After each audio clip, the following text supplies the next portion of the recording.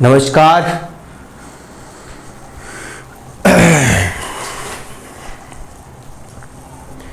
નમસ્કાર મિત્રો, ફરી એકવાર વિડિયો લેક્ચરના માધ્યમથી આપ સૌનું સ્વાગત છે. બેટા આપણે લાસ્ટમાં બેટા વાત કરી આલ્કોહોલની રાસાયણિક પ્રક્રિયાઓ. એમાં આપણે જોયું CO1 તૂટવાની પ્રક્રિયાઓ અને OH1 તૂટવાની પ્રક્રિયાઓ. હવે આપણે દેખવા જઈ રહ્યા છીએ ફિનોલ સંયોજનોની બનાવટ. શું દેખવા જઈ રહ્યા છે? ફિનોલ સંયોજનોની બનાવટ. તો ધ્યાન આપીશું બેટા ફિનોલની બનાવટ. બરાબર. તો મોસ્ટ IMP કહી શકાય એવો પ્રશ્ન છે ફિનોલની બનાવટ મે 2021 માટે. IMP પ્રશ્નોની યાદીમાંનો એક પ્રશ્ન. બરાબર. ફિનોલ સંયોજનોની બનાવટ. બરાબર. તો ધ્યાન આપશો બેટા, ફિનોલ સંયોજનો ચાર રીતે બનાવી શકો છો તમે. ફિનોલ બનાવવાની આપણી જોડે ચાર પદ્ધતિઓ છે. એમાં ફિનોલ બનાવવાની જે પહેલી પદ્ધતિ છે એનું નામ છે ડાઉ પદ્ધતિ. પહેલી પદ્ધતિનું નામ શું છે? ડાઉ પદ્ધતિ. એના પછી ફિનોલ બનાવવાની બીજી પદ્ધતિ છે એનું નામ છે જર્મન પદ્ધતિ. શું નામ છે? જર્મન પદ્ધતિ. કોઈ જગ્યાએ તમારે એવું લખવાનું નથી કે આ પદ્ધતિનું નામ જર્મન પદ્ધતિ છે, ખાલી યાદ રાખવા માટે કે જર્મન એમ. પછી ફિનોલ બનાવવાની જે ત્રીજી પદ્ધતિ છે એનું નામ છે ક્યુમીન પદ્ધતિ. શું નામ છે? ક્યુમીન પદ્ધતિ. અને ફિનોલ બનાવવાની બેટા ચોથી જે પદ્ધતિ છે કે જે પદ્ધતિ દ્વારા ફિનોલ બનતા હોય છે, ચોથી મેથડ ફિનોલ બનાવવાની, અને આપણે એજો સંયોજનોમાંથી ફિનોલની બનાવટ તરીકે ઓળખીએ છીએ. કેવી રીતે ઓળખીએ છીએ? એજો સંયોજનોમાંથી ફિનોલ. બરાબર. એજો સંયોજનોમાંથી ફિનોલ એવા નામથી આપણે ઓળખીએ છીએ. તો ફિનોલની બનાવટ એમાં ડાઉ પદ્ધતિ, જર્મન પદ્ધતિ, ક્યુમીન પદ્ધતિ અને એજો સંયોજનોમાંથી ફિનોલ, આવી ચાર રીતે આપણે ફિનોલ બનાવી શકીએ છીએ. દેખો બેટા, ડાઉ પદ્ધતિમાં શું છે તો ક્લોરોબેન્ઝીનમાંથી ફિનોલ બનાવવાનો છે. ડાઉ પદ્ધતિ શું છે? ક્લોરોબેન્ઝીનમાંથી ફિનોલ. ધ્યાન રાખીશું, ડાઉ પદ્ધતિમાં ક્લોરોબેન્ઝીનમાંથી ફિનોલ બનાવીશું. એના પછી બેટા જર્મન પદ્ધતિમાં બેન્ઝીનમાંથી ફિનોલ બનાવીશું. કેમાંથી ફિનોલ બનાવીશું? બેન્ઝીનમાંથી. એટલે પહેલાં બેન્ઝીન લઈશું, પછી બેન્ઝીનમાંથી આપણે BSA બનાવીશું, બેન્ઝીન સલ્ફોનિક એસિડ, અને બેન્ઝીન સલ્ફોનિક એસિડમાંથી આપણે ફિનોલ બનાવીશું. શું બનાવી દઈશું? ફિનોલ. તો અહીંયા આગળ આપણે બેન્ઝીનમાંથી ફિનોલ બનાવતા હોઈએ છીએ. બરાબર છે બેટા.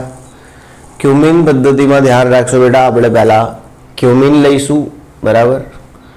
અને એમાંથી આપણે ફિનોલ બનાવીશું.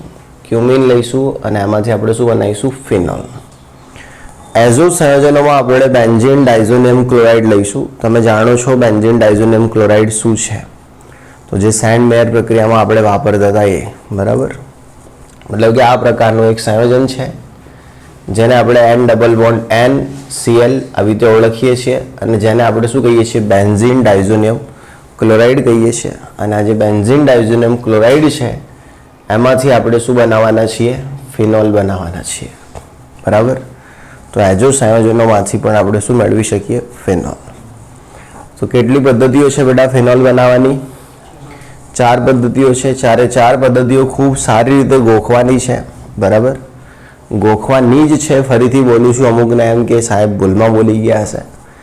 આ બધી જ નામ રિએક્શન કહેવાય, અને નેમ રિએક્શન કહેવાય. નામ આધારિત પ્રક્રિયાઓ કે ભાઈ ડાઉએ કીધું તું આવું કરવાનું એટલે આપણે કરવાનું. પછી આમાં વિચાર, મગજ, કોઈ શું કામ કંઈ જ વાપરવાનું નહીં.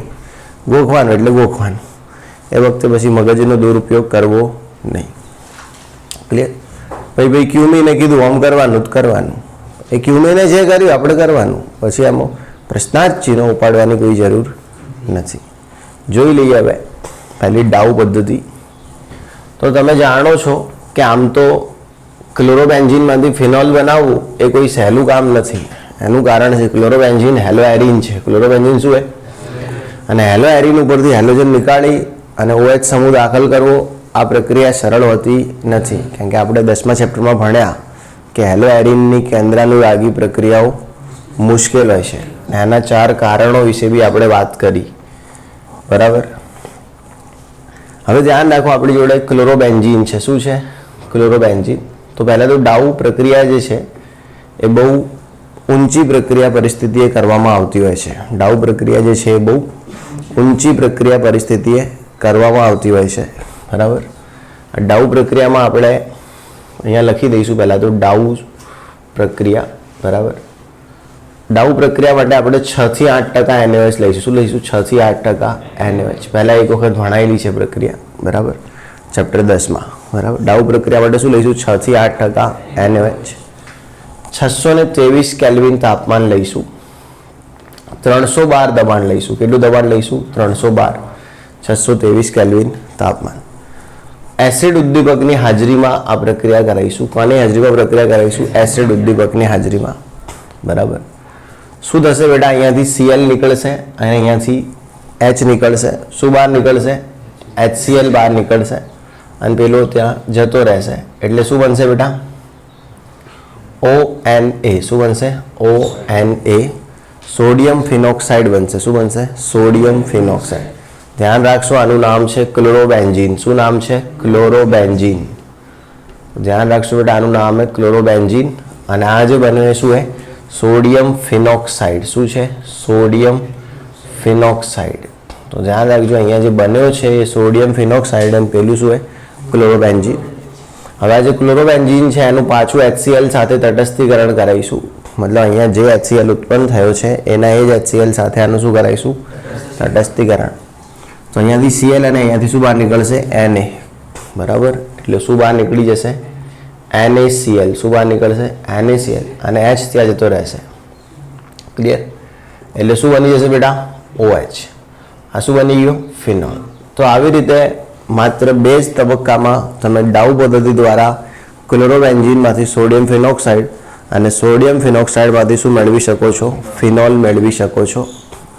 તો બહુ જ સરળ છે અહીંયા ફિનોલ બનાવવાનું જે કામ છે બેટા, બરાબર. એટલે ડાઉ પદ્ધતિ દ્વારા તમે આવી રીતે શું બનાવી શકો? ફિનોલ બનાવી શકો. પણ આની એક મર્યાદા છે, આના ડ્રોબેક્સ પણ છે, આની લિમિટેશન્સ પણ છે. શું મર્યાદા છે, શું આના ડ્રોબેક્સ છે, તમને એ કહી દઉં.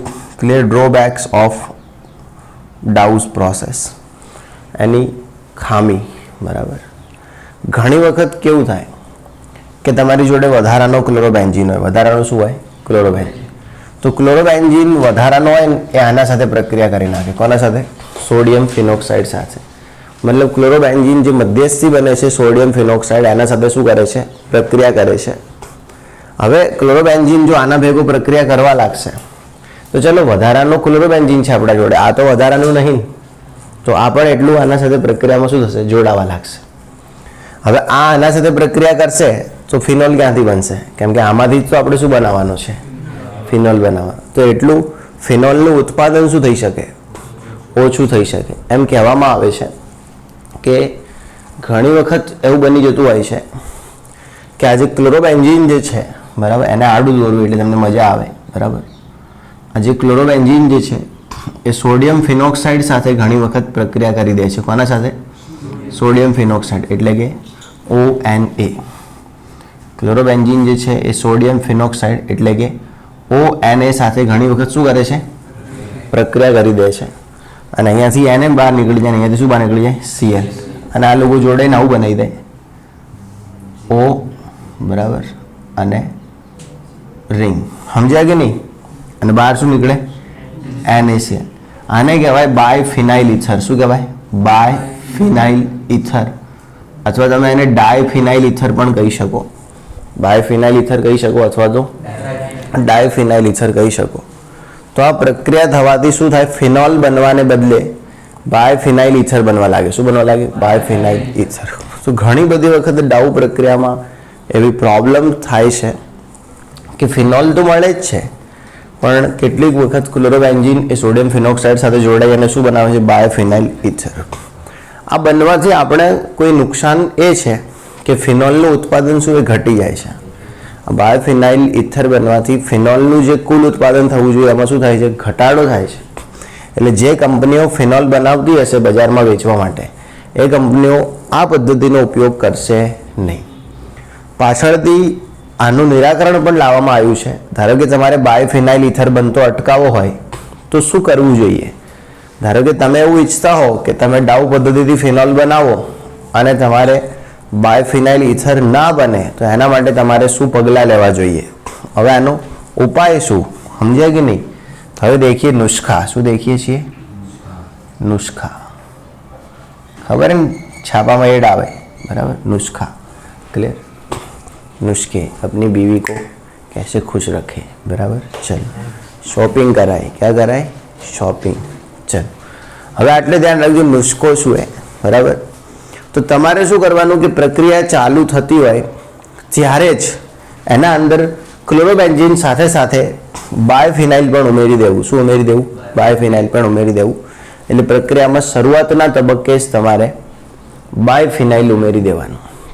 તમને એમ કે સર આવું કરવાથી શું થશે। લ સેટલિયરનો નિયમ છે કોનો લ સેટલ કે જે વસ્તુ પડી હોય ને એ કદી બને નહીં।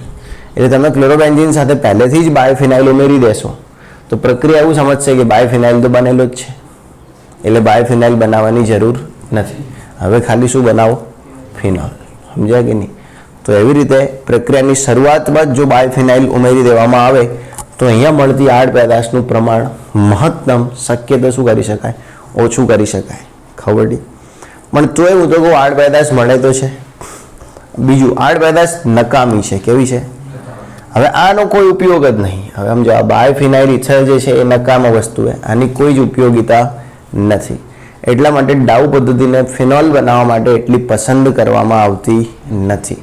જો કે ડાઉ પદ્ધતિ દ્વારા ફિનોલ બને છે વાત સાચી છે। સૌ પ્રથમ ફિનોલ બનાવવા માટે ડાઉ પદ્ધતિ જ માર્કેટમાં આવી છે એ વાત પણ સાચી છે પણ આજે આટલી માર્કેટમાં ચાલતી નથી।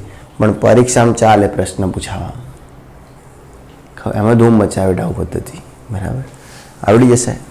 અમાર વખતે 1000% ખાતરી સાથે આ પ્રશ્ન પૂછાતો તમારા વખતે 90% ખાતરી આપી શકાય કે ફિનોલના બનાવટની ડાઉ પદ્ધતિ સમજાવો બરાબર।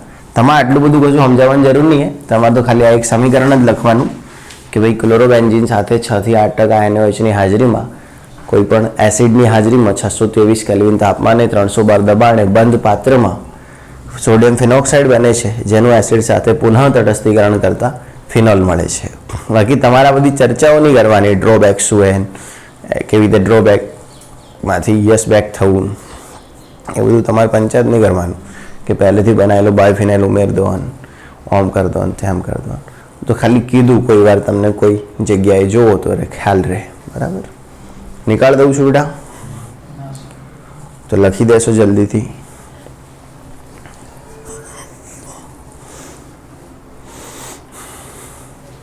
આપણે ટેસ્ટ ક્યારે છે થિયરી MCQ બંને છે કયા ચેપ્ટરનું 7, 10, 11 થિયરી MCQ બંને 100 માર્ક્સનું 75।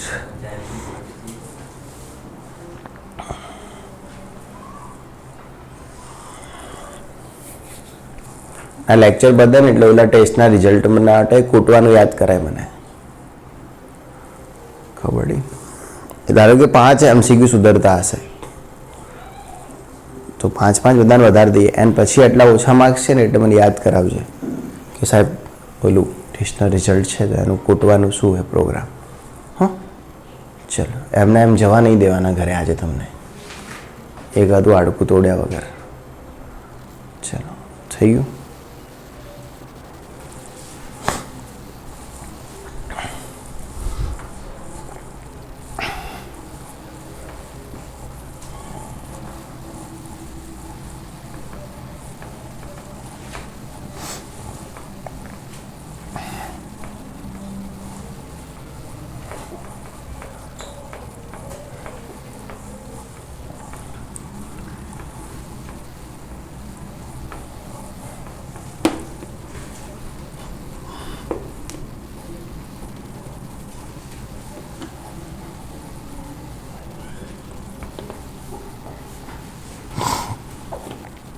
होली कब है सांबा ओके चलो હવે જર્મન પદ્ધતિ બરાબર। હવે આમાં શું બેટા આજે कौन सी तारीख है 24 ओके। तो ફિનોલની બનાવટ છે હવે જર્મન પદ્ધતિમાં શું કરીશું બેન્ઝીન લઈશું। શું લઈશું બેન્ઝીન બરાબર। જર્મન પદ્ધતિમાં શું લેવાનું હોય? બેન્ઝીન. ખબર પડી? બેન્ઝીનનું તમારે સલ્ફોનેશન કરવાનું છે. બેન્ઝીનનું શું કરવાનું છે? સલ્ફોનેશન. બરાબર. તો ધ્યાન રાખશો, આપણે બેન્ઝીન લઈશું અને બેન્ઝીનનું શું કરીશું? સલ્ફોનેશન કરીશું. બરાબર. બેન્ઝીન લેવાનું છે અને બેન્ઝીનનું શું કરાવવાનું છે? સલ્ફોનેશન. સલ્ફોનેશન તમને ખબર છે એક ESR પ્રક્રિયા છે, ભણાવ્યું હતું ને? એમાં એક ઇલેક્ટ્રોનુરાગી આના અંદર ઉમેરાશે. શું ઉમેરાશે? ઇલેક્ટ્રોનુરાગી. સલ્ફોનેશન માટે તમે ઓલિયમ લઈ શકો H2SO7, અથવા આવી રીતે ના લખવું હોય બેટા, મેં તમને શીખ્યું હશે કે તમે આને H2SO4 વત્તા SO3 પણ લખી શકો, પણ આપણે આવી રીતે જ લખીશું ઓલિયમ. બહુ સુંદર લાગે છે આવી રીતે લખેલું. બરાબર. ચલો હવે તો ઓલિયમ. બરાબર. એના સાથે આપણે ગરમ કરીશું બેન્ઝીનને, એટલે બની જશે બેન્ઝીન સલ્ફોનિક એસિડ. શું બની જશે? Benzene sulphonic acid. શું બની જશે? એ રહ્યું બેન્ઝીન સલ્ફોનિક એસિડ. મતલબ બેન્ઝીન ઉપર શું બની જશે? SO3H. તો એ બની જશે benzene sulphonic acid. Benzene sulphonic એસિડની આપણે ઘનોજ સાથે પ્રક્રિયા કરાવીશું. કોના સાથે? ઘનોજ. ઘન NaOH. કોના સાથે પ્રક્રિયા કરાવીશું? ઘન NaOH. એના 2 માલ સાથે પ્રક્રિયા કરાવીશું. બરાબર. તો ધ્યાન રાખો, ઘન NaOHના કેટલા માલ સાથે પ્રક્રિયા કરીશું? 2 માલ સાથે. હવે આમાંથી જે 1 માલનો OH છે અહીંયા જતો રહેશે ફિનોલ બનાવવા માટે. બીજા 2 સોડિયમ છે આના સાથે જોડાઈ અને બનાવી દેશે Na2SO3. શું બનાવી દેશે? Na2SO3. એના સિવાય વધારાના ઓક્સિજન જે છે એ પાણી નીકાળી દેશે અને અહીંયાથી જે એક OH છે એ અહીંયા જતો રહેશે અને બનાવી દેશે રૂડો અને રૂપાળો. શું બનાવી દેશે? ફિનોલ. આવડી જશે. તો ધ્યાન રાખશો, બહુ જ સિમ્પલ પ્રક્રિયા છે ફિનોલની. જર્મન પદ્ધતિ દ્વારા બનાવટ. તો સૌપ્રથમ જર્મનીમાં આ પદ્ધતિ દ્વારા ફિનોલનું ઉત્પાદન થયું હતું, એટલા માટે આને જર્મન પદ્ધતિ કહેવાય. ફિનોલ બહુ જ ઉપયોગી સંયોજન છે, એટલે અલગ અલગ દેશોએ પોતપોતાની રીતે ફિનોલ બનાવવાનો પ્રયત્ન કરેલો છે, કેમ કે ઘણી બધી ઇન્ડસ્ટ્રીમાં ફિનોલનો બહુ બધો ઉપયોગ થતો હોય છે. બરાબર. દવા ઇન્ડસ્ટ્રીમાં, ખાસ કરીને મેડિકલ ક્ષેત્રે ફિનોલનો બહુ વધારે ઉપયોગ છે. કાલે કીધું ને આપણે સાલિસિલિક એસિડ. બરાબર. એસ્પિરિન. બરાબર. કેટલા બધા એના ઉપયોગો હતા. તાપ શામક. બરાબર. પ્રશીતક એટલે ઠંડુ કરે એમ. એના પછી વેદનાહર. બરાબર. તો આવા બધા ગુણો સેલિસિલિક એસિડના. હવે જ્યાં સુધી ફિનોલ નહીં બને ત્યાં સુધી સેલિસિલિક એસિડ કેવી રીતે બનાવશો? સમજ્યા કે નહીં? એના સિવાય કાપડ ઉદ્યોગમાં કોઈ એવો ઉદ્યોગ નહીં જેમાં આનો ઉપયોગ નહીં. બરાબર. સમજ્યા કે નહીં? અને જો કોઈ ઉદ્યોગમાં ફિનોલનો ઉપયોગ ના થતો હોય તો એ ઉદ્યોગ ડુપ્લિકેટ છે. બરાબર. સમજ્યા કે નહીં? એટલો એનો ઉપયોગ છે, એટલે બધી કન્ટ્રીઓએ ફિનોલ બનાવવા માટે બહુ પ્રયત્નો કરેલા. ક્લિયર? આવડી જશે. તો ધ્યાન રાખશું બેટા, ફિનોલ બનાવવાની આ જર્મન પદ્ધતિ છે, સિમ્પલ પદ્ધતિ છે. આવી રીતે ફિનોલ બની જશે. પણ આ પદ્ધતિ એટલી બધી સક્સેસફુલ નથી, એટલું સારું ઉત્પાદન મેળવી શકાતું નથી. બરાબર. બીજું થોડું જોખમ છે, કેમ કે આપણે ઓલિયમ વાપરવાનું હોય જે સાંદ્ર H2SO4 કરતાં પણ વધારે સાંદ્ર છે, એટલે થોડું શારીરિક નુકસાન થવાની સંભાવનાઓ છે. બરાબર. ક્લિયર? અને પ્રક્રિયાનું પરિણામ એટલું સારું નહીં, રિઝલ્ટ એટલા સારા નથી. બરાબર. એવું લખતા ના પાછા બધું અંદર કે નહીં આમ રિઝલ્ટ સારા, આ તો ના મજા આવે.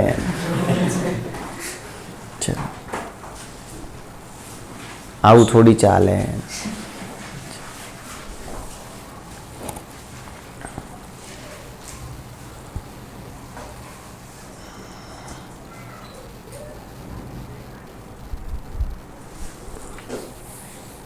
થઈ ગયું? ચલો નિકાળ દઉં છું. બરોબર.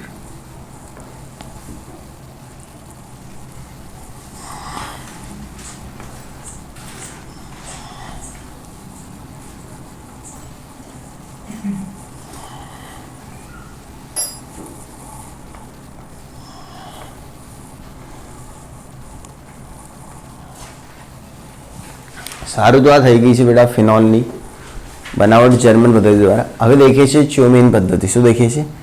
ક્યુમીન પદ્ધતિ. બરાબર. ક્યુમીન પદ્ધતિ. તો પહેલાં તો ક્યુમીન કોને કહેવાય એ સમજી લેશો બેટા. What is cumene? બરાબર. ક્યુમીન શું છે પહેલાં એ ખબર હોવી જોઈએ.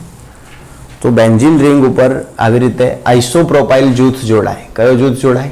આઇસોપ્રોપાઇલ. આપણું જે બેન્ઝીન રિંગ છે બરાબર, એના ઉપર આવી રીતે CH3 અને CH3 આવી રીતે આઇસોપ્રોપાઇલ જોડાયેલો હોય. ધારો કે આમ જોડાયેલો હોય તો પણ એને ક્યુમિન કહેવાય, અને આના બદલે આમ જોડાયેલો હોય બરાબર. પછી અમુક જણા શું મેથી મારે, ક્લિયર, CH3 અને CH3, તો આને પણ ક્યુમિન જ કહેવાય.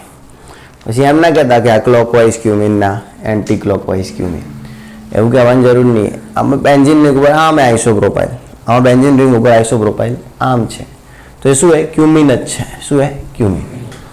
હવે ક્યુમિનની પ્રક્રિયા આપણે કરવાની છે પ્રોપીન સાથે. ક્યુમિનની પ્રક્રિયા કોના સાથે કરવાની છે? પ્રોપીન સાથે. એટલે ક્યુમિનની પ્રક્રિયા પ્રોપીન સાથે, સોરી, બેન્ઝીનની પ્રક્રિયા પ્રોપીન સાથે કરવામાં આવે તો ક્યુમિન બને છે. પહેલાં તો ક્યુમિન કેવી રીતે બને એ તમને શીખવી દઉં. તમારી ચોપડી વડે તો શું ડાયરેક્ટ પ્રક્રિયા ક્યુમિનથી જ ચાલુ કરાવીએ. કેમથી ચાલુ કરાવી? ક્યુમિન. એમણે તૈયાર ક્યુમિન લઈ લીધું હોય, પણ આ તો હું તમને ક્યુમિન બનાવતા શીખવી દઉં. બેન્ઝીન એની પ્રક્રિયા પ્રોપીન સાથે થાય. બેન્ઝીનની પ્રક્રિયા કોના સાથે થાય? પ્રોપીન સાથે બરાબર. બંધ પાત્રમાં H3PO4 ની હાજરીમાં. ખબર નહીં, આ તમને બોબી પિક્ચરના ગીત જેવું લાગશે. બેન્ઝીન અને પ્રોપીન એક બંધ પાત્રમાં છે. કોની હાજરીમાં? H3PO4 ની હાજરીમાં. બેન્ઝીને પ્રોપીનને કીધું, હમ તુમ એક પાત્ર में बंद हो और H3PO4 हमें देख जाए तो ढेका अपना तोड़े. ક્લિયર? તો એવું આ ગીત છે. ક્લિયર? બેન્ઝીન અને પ્રોપીન એક પાત્રમાં બંધ હોય બરાબર, અને તાપમાન પણ ઉફાળું હોય. કેટલું? 523 કેલ્વિન. તો હવે ખરેખર તમે શું વિચારશો કે આ જેમ છે એમને એમ જોડ દો. એવું જેમ છે એમને એમ જોડાય નહીં. એ જોડાય ત્યાંથી જ્યાંથી એના હાઇડ્રોજનની સંખ્યા ઓછી હોય. કારણ કે આને અહીંયા જોડાવવું હશે તો એક હાઇડ્રોજન અહીંયાથી નીકળશે. હવે અહીંયાથી એક જ હાઇડ્રોજન નીકળે. કેટલો? એક. હવે આને હાલવા હોય તો બે હાઇડ્રોજન જોઈએ, અરે એક જોઈએ. આને હાલવા હોય તો એક જોઈએ, પણ હાઇડ્રોજન આ લેશે. જેની જોડે વધુ હોય એ લઈ જાય. ખબર પડી કે નહીં? આપણે એવું જોઈએ ને, વધારે હોય ને વધારે હાલીએ, ઓછા હોય ને ઓછા હાલીએ બરાબર. તો એ જે છે આ પ્રકારનું એક સંયોજન બનાવશે. CH પછી CH3 અને CH3. આને બી ક્યુમિન જ કહેવાય. અમુક કે સાહેબ તમે તો આમ દોરતા હતા ક્યુમિન, એ જ થયું. કારણ કે મારે અહીંયા ના દોરવું હોય તો હું આને અહીંયા દોર દઉં તો શું હોય? ક્યુમિન. આ તો મેં તમને ખાલી ક્યુમિન બનાવતા શીખ્યું. ક્યુમિન કેવી રીતે બને છે?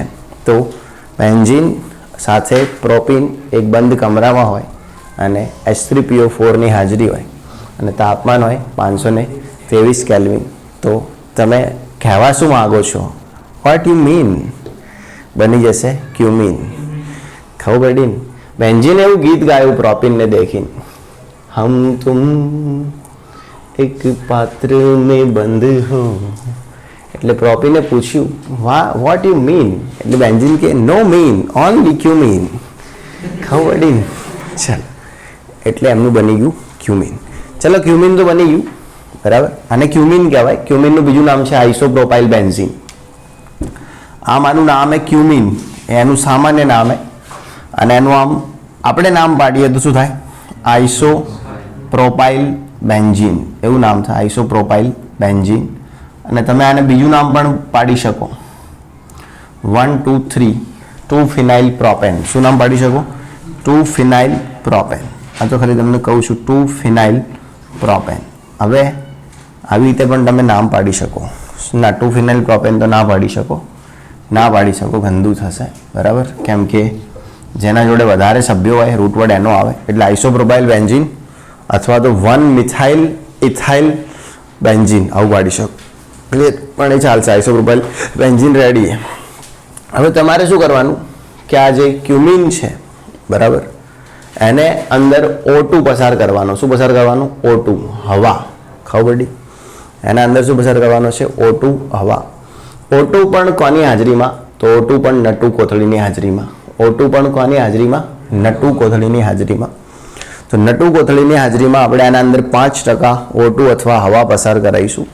એટલે શું થશે કે હવા એટલી જોરદાર હશે કે હવા અંદર ઘૂસી જશે ક્યુમિનના, બરાબર? સમજાય કે નહીં? જે ક્યુમિનનું છે બંધારણ છે એમાં કોણ થઈ જશે? હવા આવી જશે.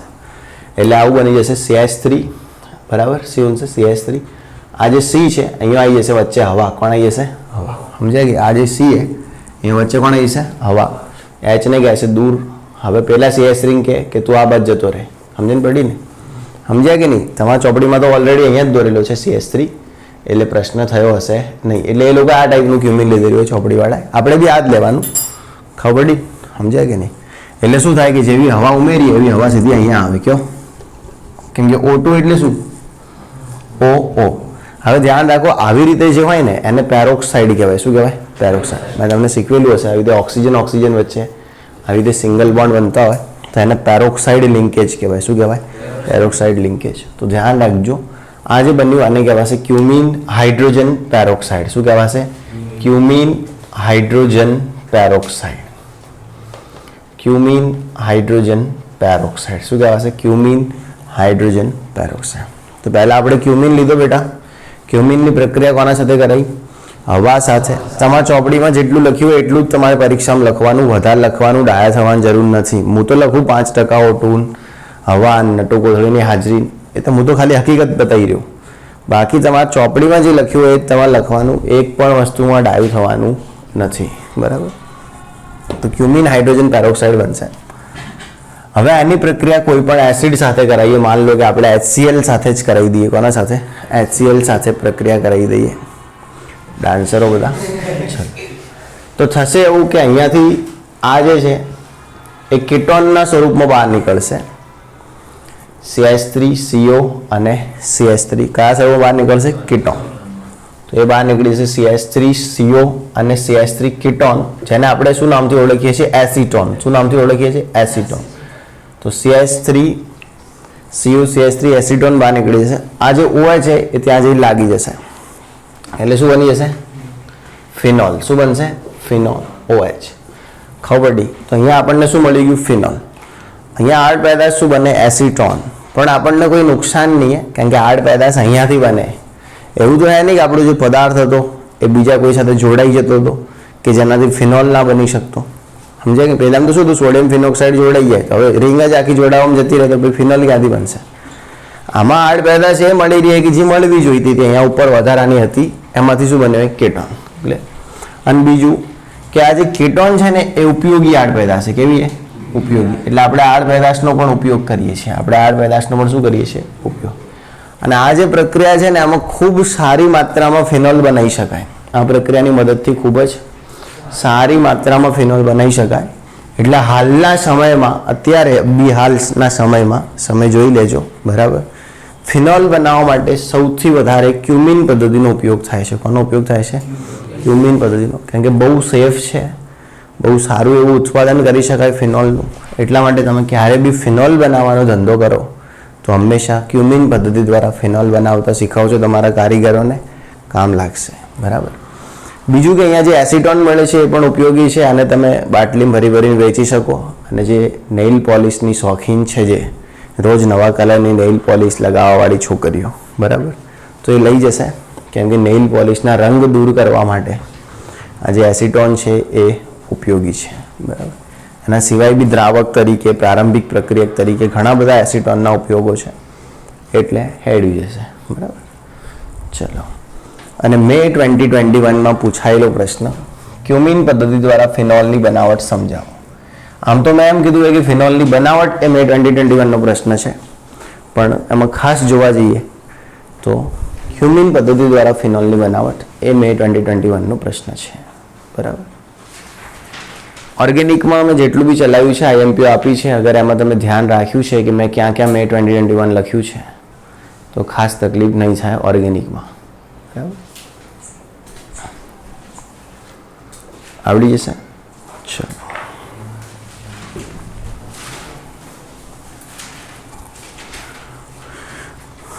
દેખો કશું કરવાનું નથી. ક્યુમિન લેવાનો છે, એમાં હવા ફૂંકવાની છે. શું બનશે? Cumin hydrogen peroxide. એમાં એસિડ ઠોકવાનો છે. શું બની જશે? ફિનોલ અને એસિટોન. આવી રીતે યાદ રાખશું, બહુ જલ્દી રહેશે, બરાબર. આગળ જર્મનમાં શું કરવાનું, બેન્ઝીન લેવાનો છે, એમાં ઓલિયમ નાખવાનો છે, શું બનશે, બેન્ઝીન સલ્ફોનિક એસિડ, એમાં ઘનોજ કરાવવાનું, શું કરાવવાનું, ઘનોજ, એટલે શું બની જશે, ફિનોલ. શું બની જશે બેટા, ફિનોલ. દેખો ઇન્ટરેસ્ટથી યાદ રાખવાનું છે તો ઇન્ટરેસ્ટથી યાદ રહેશે, મરીને યાદ રાખશો કૂતરાઓની જેમ તો યાદ નહીં રહે, મજા લઈને યાદ રાખશો યાદ રહી જશે. જે બી હે બધું મૂડ ઉપર હે, કોના ઉપર હે, ખબર પડી, મૂડ ના બનતો હોય ઠંડા પાન ખાઓ, બરાબર. ચલો, હે કે નહીં, ઓકે. ચલો, એના પછી વાત છે ડાયઝોનિયમ સંયોજનોમાંથી ફિનોલની બનાવટ. ક્યાંમાંથી, ડાયઝોનિયમ સંયોજનોમાંથી ફિનોલની બનાવટ, બરાબર.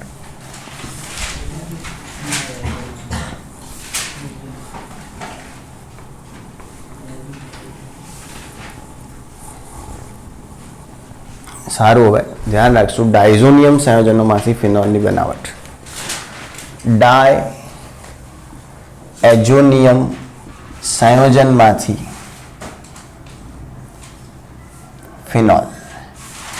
પહેલા તો ડાયઝોનિયમ કેવી રીતે બને એ તો ખબર હે ને, એનિલિનમાંથી બને. કેમાંથી બને, એનિલિન, એ તો આવડે ને બધાને. એનિલિન લેવાનું અને નાઇટ્રસ એસિડ લેવાનું. શું લેવાનું, નાઇટ્રસ એસિડ, HNO2, એટલે શું બને, ડાયઝોનિયમ. એ તો ખબર હે ને બધાને કે નહીં ખબર?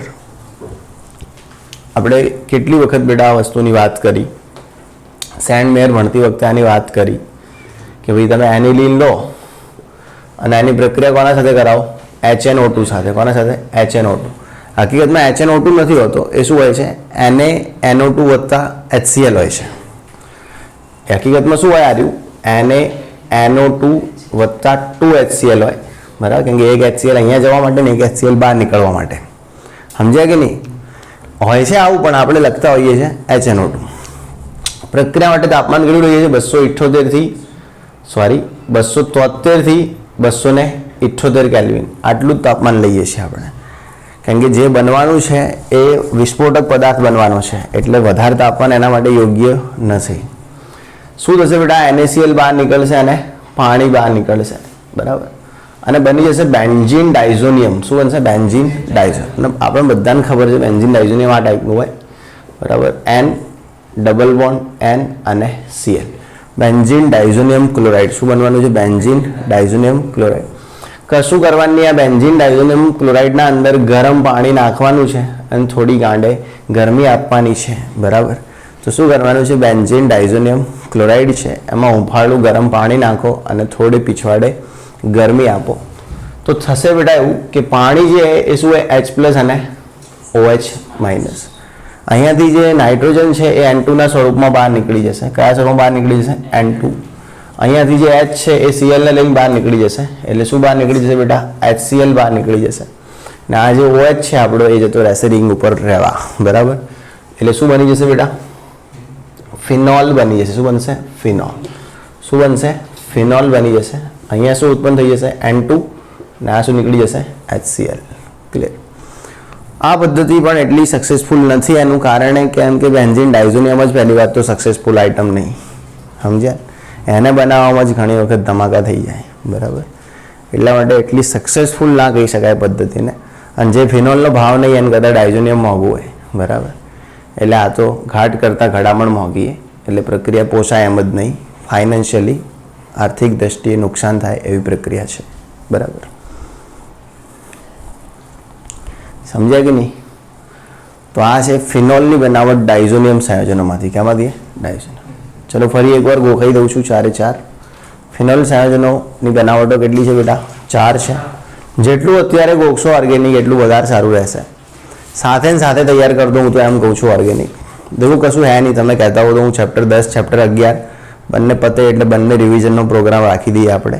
પણ પછી એવું ના થાય કે રિવિઝન હું એકલો કરતો હોઉં. થોડું તમે બી ઘરેથી જોઈને આવ્યા હશો તો સારું રહેશે. બાકી મેં તો સ્કૂલમાં ભણાવ્યું, ઇંગ્લિશ મીડિયમ, ગુજરાતી મીડિયમ, તમને ભણાવી રહ્યું, આવનારી બેચને ભણાવીશ, ગઈ એ બેચોને ભણાવ્યું. તો મને તો ગોખાઈ જ ગયું છે ઓલરેડી બધું. પ્રશ્ન તમારે ગોખવાનો છે. તમને આપું છું હું ટાઈમ 31 તારીખ સુધી ગોખવાનો. તમારાથી ગોખાઈ જાય ને થઈ જાય તો ઠીક, બાકી તમે જુઓ જ છો આપણે આગળના ચેપ્ટરો કેવા તૈયાર થયા છે. પણ આ તો શું હોય કે મેં મૂકી દીધું કામકાજ, એટલે પાછા તમે મૂકી દીધું કરણ, સગ નહીં. એટલે મારે પાછું બીડું ઝડપવું પડશે, ખબર પડી? પણ હું બીડું ઝડપે તો ભાઈ લોચા પડશે એમ, પછી આખું એપ્રિલ બીડું ઝડપેલું જ રહેશે. એટલે તમે તમારી રીતે ઝડપો એ સારું, સમજ્યા ને? ચલો, આવડી જશે. ઓકે, તો આ શું હતી બેટા દીકરાઓ? ફિનોલ સંયોજનની ડાયઝોનિયમમાંથી બનાવો. ચલો, પહેલાં હતી ડાઉ પદ્ધતિ. એમાં શું હોય? ક્લોરોબેન્ઝીન લેવાનું, 6 થી 8% NaOH, એક એસિડની હાજરી, 623 કેલ્વિન તાપમાન અને 312 દબાણ. શું બનશે? Sodium phenoxide. ફરીથી એનું HCl જોડે તટસ્થીકરણ કરાવશો, શું બની જશે? ફિનોલ. બીજી પદ્ધતિ શું છે? જર્મન. બેન્ઝીન લઈશું, ઓલિયમ લઈશું, સલ્ફોનેશન કરાવીશું, બેન્ઝીન સલ્ફોનિક એસિડ ઘનનો જ કરાવીશું એનું ફિનોલ. એના પછી ક્યુમિન. ક્યુમિન લઈશું, એમાં હવા ઉમેરીશું, શું બનશે? Cumin hydrogen peroxide. એના અંદર એસિડ નાખીશું, શું બનશે? ફિનોલ અને એસિટોન. એસિટોન પણ ઉપયોગી, ફિનોલ પણ વધારે પ્રોડક્શન મળે છે. એટલે ક્યુમિન પદ્ધતિનો ઉપયોગ અત્યારે ઔદ્યોગિક લોકો જે ફિનોલ બનાવે છે એ કરે છે, બરાબર, હાલના સમયમાં લેટેસ્ટ. ક્લિયર? એના પછી બેટા ડાયઝોનિયમ. તો કશું કરવાનું નહીં, ડાયઝોનિયમ લેવાનું હોય. ડાયઝોનિયમને પાણી પાવાનું હોય, ગરમ પાણી. પહેલાં તો ડાયઝોનિયમ કેવી રીતે બને એ તો આવડે છે. એનિલિન, બરાબર, છોટે અનુમાન, એમાં 273, 278 નેકળ પાણી, NaCl અને H2O. ક્લિયર? એ નેકળ પાણી જ કહેવાય ને, બરાબર. એટલે શું બનશે? ડાયઝોનિયમ. ડાયઝોનિયમને થોડીક હળવી ગરમી અને પાણી આપીશું, શું બની જશે? ફિનોલ બની જશે, N2, બરાબર, અને HCl. આવડી જશે? ચલો, નિકાળ દઉં છું. ચલો, હવે આપણે વાત કરીએ છીએ બેટા ફિનોલ સંયોજનોની રાસાયણિક પ્રક્રિયાઓ. કોના પર વાત કરીએ છીએ? ફિનોલ સંયોજનોની રાસાયણિક પ્રક્રિયાઓ. તો અમુક પ્રક્રિયા તો આપણે દેખી લીધી. ફિનોલની કેટલીક રાસાયણિક પ્રક્રિયા આપણે દેખી, જેમ કે ફિનોલ સોડિયમ સાથે પ્રક્રિયા કરે તો શું બનાવે? Sodium phenoxide. સમજાય કે નહીં? ફિનોલની સોડિયમ સાથે પ્રક્રિયા થાય તો સોડિયમ ફિનોક્સાઇડ બને. OH બંધ તૂટે. કયો બંધ તૂટે? OH. ફિનોલની NaOH સાથે પ્રક્રિયા થાય તો એ સોડિયમ ફિનોક્સાઇડ બને. પહેલામાં હાઇડ્રોજન નીકળે, હવે H2O નીકળશે. સોડિયમની નટુ કોથળી સાથે પ્રક્રિયા, ફિનોલની નટુ કોથળી સાથે પ્રક્રિયા કરાવીએ તો ના થાય. ફિનોલની પર્સનાલિટી ઉપર સૂટ જ નહીં કરતી આવી કોથળીઓ, બરાબર. ફિનોલની નચ કોથળી સાથે પ્રક્રિયા કરાવીએ તો ના થાય. એમ કે જ્યાં મોઢું હોય ના ગંધાય. ક્લિયર? તો ફિનોલ એ નટુ કોથળી અને નચ કોથળી સાથે પ્રક્રિયા કરતો નથી. ફિનોલ પાણી સાથે પ્રક્રિયા કરાવીએ તો પોતાનું એસિડિક નેચર દેખાડે. શું દેખાડે? એસિડ. આપણે દેખ્યું કે ફિનોલ વધારે એસિડિક એ સંસ્પંદનના કારણે. કોના કારણે? સંસ્પંદન. તો અમુક પ્રક્રિયા આપણે જોઈને આવ્યા. અમુક પ્રક્રિયા હવે આપણે ફિનોલની જે છે રાસાયણિક પ્રક્રિયાઓ એ ભણવાની છે. ફિનોલનું એસ્ટ્રીકરણ પણ આપણે દેખ્યું. શું દેખ્યું? એસ્ટ્રીકરણ. જે રીતે આલ્કોહોલનું એસ્ટ્રીકરણ થાય એવી ને એવી રીતે ફિનોલનું એસ્ટ્રીકરણ થાય. અને એમાં આપણે એસ્પિરિન બનાવતા શીખીને આવ્યા. શું બનાવતા શીખીને આવ્યા? એસ્પિરિન. આપણે જે એસ્પિરિન બનાવતા શીખ્યા ને એક ટાઈપનું ફિનોલનું શું હતું? એસ્ટ્રીકરણ હતું, બરાબર. હવે આપણે દેખીએ છીએ ફિનોલની કેટલીક રાસાયણિક પ્રક્રિયાઓ. શું દેખીએ છીએ? કેટલીક રાસાયણિક પ્રક્રિયાઓ. આમાં એક તો હશે ફિનોલમાં જોવા મળતી કોલ્બે સ્મિથ પ્રક્રિયા. શું હશે? કોલ્બે સ્મિથ પ્રક્રિયા. ખબર નહીં? તો ફિનોલની રાસાયણિક પ્રક્રિયાઓમાં કહી દઉં હવે તમને કેવી કેવી રાસાયણિક પ્રક્રિયાઓ છે. ખાલી એક ચાર્ટ બનાવી દઉં છું, એમાંથી કઈ ભણવાની કઈ નહીં ભણવાની બધી વાર્તા કરી દઉં છું. બધી ભણાવી જ દઉં છું, પણ કઈ તૈયાર નહીં કરવાની એ કહી દઈશ. તો ફિનોલની જે રાસાયણિક પ્રક્રિયાઓ છે એમાં એક છે OH બંધનું વિભાજન. કઈ છે? OH બંધનું વિભાજન. બીજી છે CO બંધનું વિભાજન. બીજી શું છે? CO બંધનું વિભાજન. ખબર? કયા બંધનું વિભાજન? CO બંધનું વિભાજન. ત્રીજી છે બેન્ઝીન ચક્રમાં થતી પ્રક્રિયાઓ. કઈ છે? બેન્ઝીન ચક્રમાં થતી પ્રક્રિયાઓ, બરાબર, જેને આપણે ESR કહીશું. શું કહીશું? ESR. ગુજરાતીમાં કહેવાય ઇલેક્ટ્રોનુરાગી વિસ્થાપન પ્રક્રિયાઓ. કઈ પ્રક્રિયાઓ? ઇલેક્ટ્રોનુરાગી વિસ્થાપન પ્રક્રિયાઓ, બરાબર. સમજ્યા કે નહીં? તો આટલી પ્રક્રિયાઓ છે. OH બંધનું વિભાજન, એના પછી ફિનોલમાં CO બંધનું વિભાજન, અને એના પછી ફિનોલમાં બેન્ઝીન ચક્રમાં થતી પ્રક્રિયાઓ જોઈ લઈએ છીએ. OH બંધના વિભાજનમાં ફિનોલની ધાતુ સાથે પ્રક્રિયા. કોના સાથે? ધાતુ સાથે. એના પછી ધાતુના હાઇડ્રોક્સાઇડ સાથે. પછી આગળ જવાની જરૂર નથી, કેમ કે ધાતુ કાર્બોનેટ અને બાયકાર્બોનેટ સાથે ફિનોલ પ્રક્રિયા કરે નહીં. એના સિવાય ફિનોલની જે કોલ્બે સ્મિથ પ્રક્રિયા છે. કઈ પ્રક્રિયા છે? કોલ્બે સ્મિથ પ્રક્રિયા. તો એમાં પણ ફિનોલમાંથી OH બંધ તૂટતો હોય. કયો બંધ તૂટતો હોય? OH. એના સિવાય ફિનોલની રીમર-ટીમાન પ્રક્રિયા છે. કઈ પ્રક્રિયા છે? રીમર-ટીમાન પ્રક્રિયા. તો આ જે પ્રક્રિયા છે એમાંથી પણ ફિનોલમાં OH બંધ તૂટતો હોય છે. કયો બંધ તૂટતો હોય છે? OH બંધ તૂટતો હોય છે. તો ધ્યાન રાખજો, ફિનોલની જે કોલ્બે-સ્મિટ પ્રક્રિયા છે અને ફિનોલની જે રીમર-ટીમાન પ્રક્રિયા છે એમાં ફિનોલમાંથી કયા બંધો તૂટતા હોય છે? OH બંધો તૂટતા હોય છે. હવે થઈ ગઈ CO બંધ તૂટવાની પ્રક્રિયા.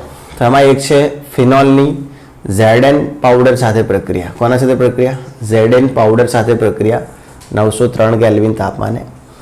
બરાબર. તો ફિનોલની જે ZN પાવડર સાથેની પ્રક્રિયા છે એ ફિનોલમાં CO બંધ તૂટવાની પ્રક્રિયા છે. કયો બંધ તૂટવાની પ્રક્રિયા છે? CO. એના સિવાય ફિનોલનું ઓક્સિડેશન. શું હોય? ફિનોલનું ઓક્સિડેશન. ધ્યાન રાખજો, ફિનોલનું ઓક્સિડેશન. જેવી રીતે આલ્કોહોલનું ઓક્સિડેશન હતું. શું ભણ્યા હતા આપણે? આલ્કોહોલનું ઓક્સિડેશન. એવી રીતે હવે શું ભણીશું? ફિનોલનું ઓક્સિડેશન. તો ફિનોલનું ઓક્સિડેશન ફિનોલ માટે CO બંધ તૂટવાની પ્રક્રિયા છે. ZN પાવડર ઉદ્દીપકની હાજરીમાં 903 કેલ્વિન તાપમાને જે પ્રક્રિયાઓ થાય છે એ પણ ફિનોલ માટે એક CO બંધ તૂટવાની પ્રક્રિયા છે. બેન્ઝીન ચક્રમાં થતી પ્રક્રિયાઓ ESR પ્રક્રિયાઓ. એમાં આપણે જોઈશું ફિનોલનું નાઇટ્રેશન, કે ભાઈ ફિનોલના અંદર નાઇટ્રો ગ્રુપ કેવી રીતે એડ થતું હોય છે, ફિનોલનું નાઇટ્રેશન. બીજું આપણે દેખતા હોઈએ છીએ ફિનોલનું બ્રોમિનેશન. શું દેખતા હોઈએ છીએ? બ્રોમિનેશન. એના પછી ફિનોલનું આપણે દેખતા હોઈએ છીએ ક્લોરિનેશન. શું દેખતા હોઈએ છીએ? ક્લોરિનેશન. એના પછી ફિનોલમાં ફિડલક્રાફ્ટ આલ્કાઇલેશન. આ ભણાયેલું છે, ખબર ને? આ ખબર હે કે નહીં? 10મા ચેપ્ટરમાં ભણાયું. આ બધું હે 11માનો માલ, પણ આપણે હાલ ભણાયું એકવાર. ભણાયું કે નહીં ભાઈ? ESR, Friedel Crafts alkylation. પછી એ ફિડલક્રાફ્ટ એસાઇલેશન. પછી શું હોય? Friedel Crafts acylation. તો આ બધી ESR પ્રક્રિયાઓ છે. જે પ્રક્રિયાઓમાં OH જે ફિનોલના ઉપર હશે એને કોઈ ફરક નહીં પડે. સમજો, ધારો કે ફિનોલના ઉપર જે OH હશે એ એમના એમ રહેશે, અહીંયા કોઈ થશે નહીં. જે થવું હશે ક્યાં થશે? અહીંયા રિંગમાં થશે. સમજ્યા કે નહીં? એટલે બેન્ઝીન ચક્રમાં થતી પ્રક્રિયાઓ જેમાં OH ને કોઈ ફરક પડતો નથી. OH બંધનું વિભાજન એટલે શું હશે? આ બંધ તૂટશે. એટલે સમજો કે ફિનોલ હોય, શું હોય? ફિનોલ. હવે તમે એની સોડિયમ સાથે પ્રક્રિયા કરાવો તો અહીંયાથી શું થાય? OH બંધ તૂટે. બરાબર. અને શું બનાવે? આ રહ્યો ONA. અને શું ઉત્પન્ન કરે? 1 હાઇડ્રોજન. તો આ ફિનોલમાં કઈ પ્રક્રિયા કહેવાય? OH બંધ તૂટવાની. સમજ્યા? આ બધી પ્રક્રિયામાં આવું જ થાય. ખબર પડી? એના પછી ફિનોલનું એસ્ટરીકરણ. શું હે? ફિનોલનું એસ્ટરીકરણ. તો આ બધી જે પ્રક્રિયાઓ છે, ફિનોલનું એસ્ટરીકરણ, આ બધી જે પ્રક્રિયાઓ છે, એના પછી એક પ્રક્રિયા આવે ફ્રાઇસ પુનર્વિન્યાસ પ્રક્રિયા. કઈ પ્રક્રિયા? ફ્રાઇસ પુનર્વિન્યાસ. બરાબર. એ સિલેબસમાંથી નીકળી ગઈ છે હવે તો, જો કે બરાબર, પણ એ નીટ જેઈ માટે કામની છે. બરાબર. સમજ્યા કે નહીં? તો આજે ફ્રાઇસ પુનર્વિન્યાસ પ્રક્રિયા છે ફિનોલની. આ બધી પ્રક્રિયાઓ શું હોય? OH બંધ તૂટવાની પ્રક્રિયાઓ. કઈ પ્રક્રિયાઓ? OH. સમજ્યા? એસ્ટરીકરણ, ફ્રાઇસ પુનર્વિન્યાસ, રીમર-ટીમાન, કોલ્બે-સ્મિટ, આ બધામાં OH બંધો તૂટતા હોય ફિનોલમાંથી. પછી ZN પાવડર કરાવો, ફિનોલનું ઓક્સિડેશન કરાવો, આમાં કયો બંધ તૂટે? CO બંધ. અને nitration, bromination, chlorination, FC alkylation, FC acylation, આમાં OH ને કોઈ ફરક ના પડે. આમાં જે ફરક પડે એ રિંગને પડે. તો આ બધી ફિનોલની શું છે? રાસાયણિક પ્રક્રિયા. ચાલુ કરી દઈએ છીએ. ફિનોલની ધાતુ સાથે અને ધાતુ હાઇડ્રોક્સાઇડ સાથે ખબર છે ને, કાર્બોનેટ ને બાયકાર્બોનેટ સાથે ફિનોલ આપતો નથી. તો ચાલુ કરીએ કોલ્બે-સ્મિટથી. ઓકે, દોરી દેશો ચાર્ટ. ચાલુ કરીએ છીએ. શું થયો છે સમય?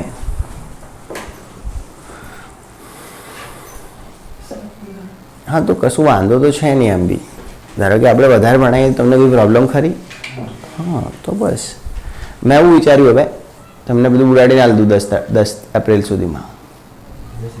હાવ રમતા રમતા થઈ જશે.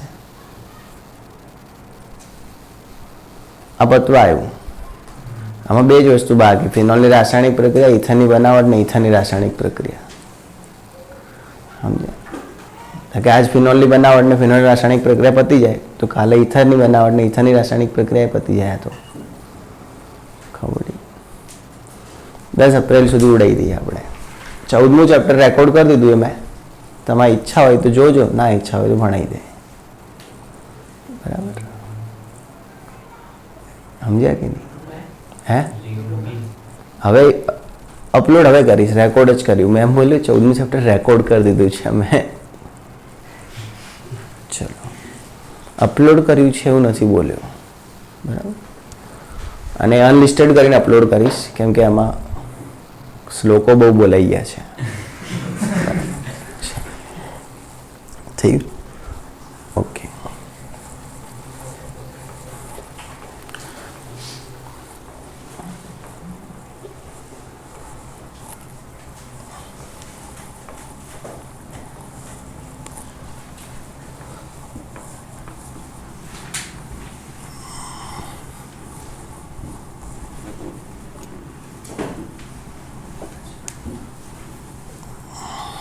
મેં મે 2021 લખ્યું છે, દેખાય છે બધા?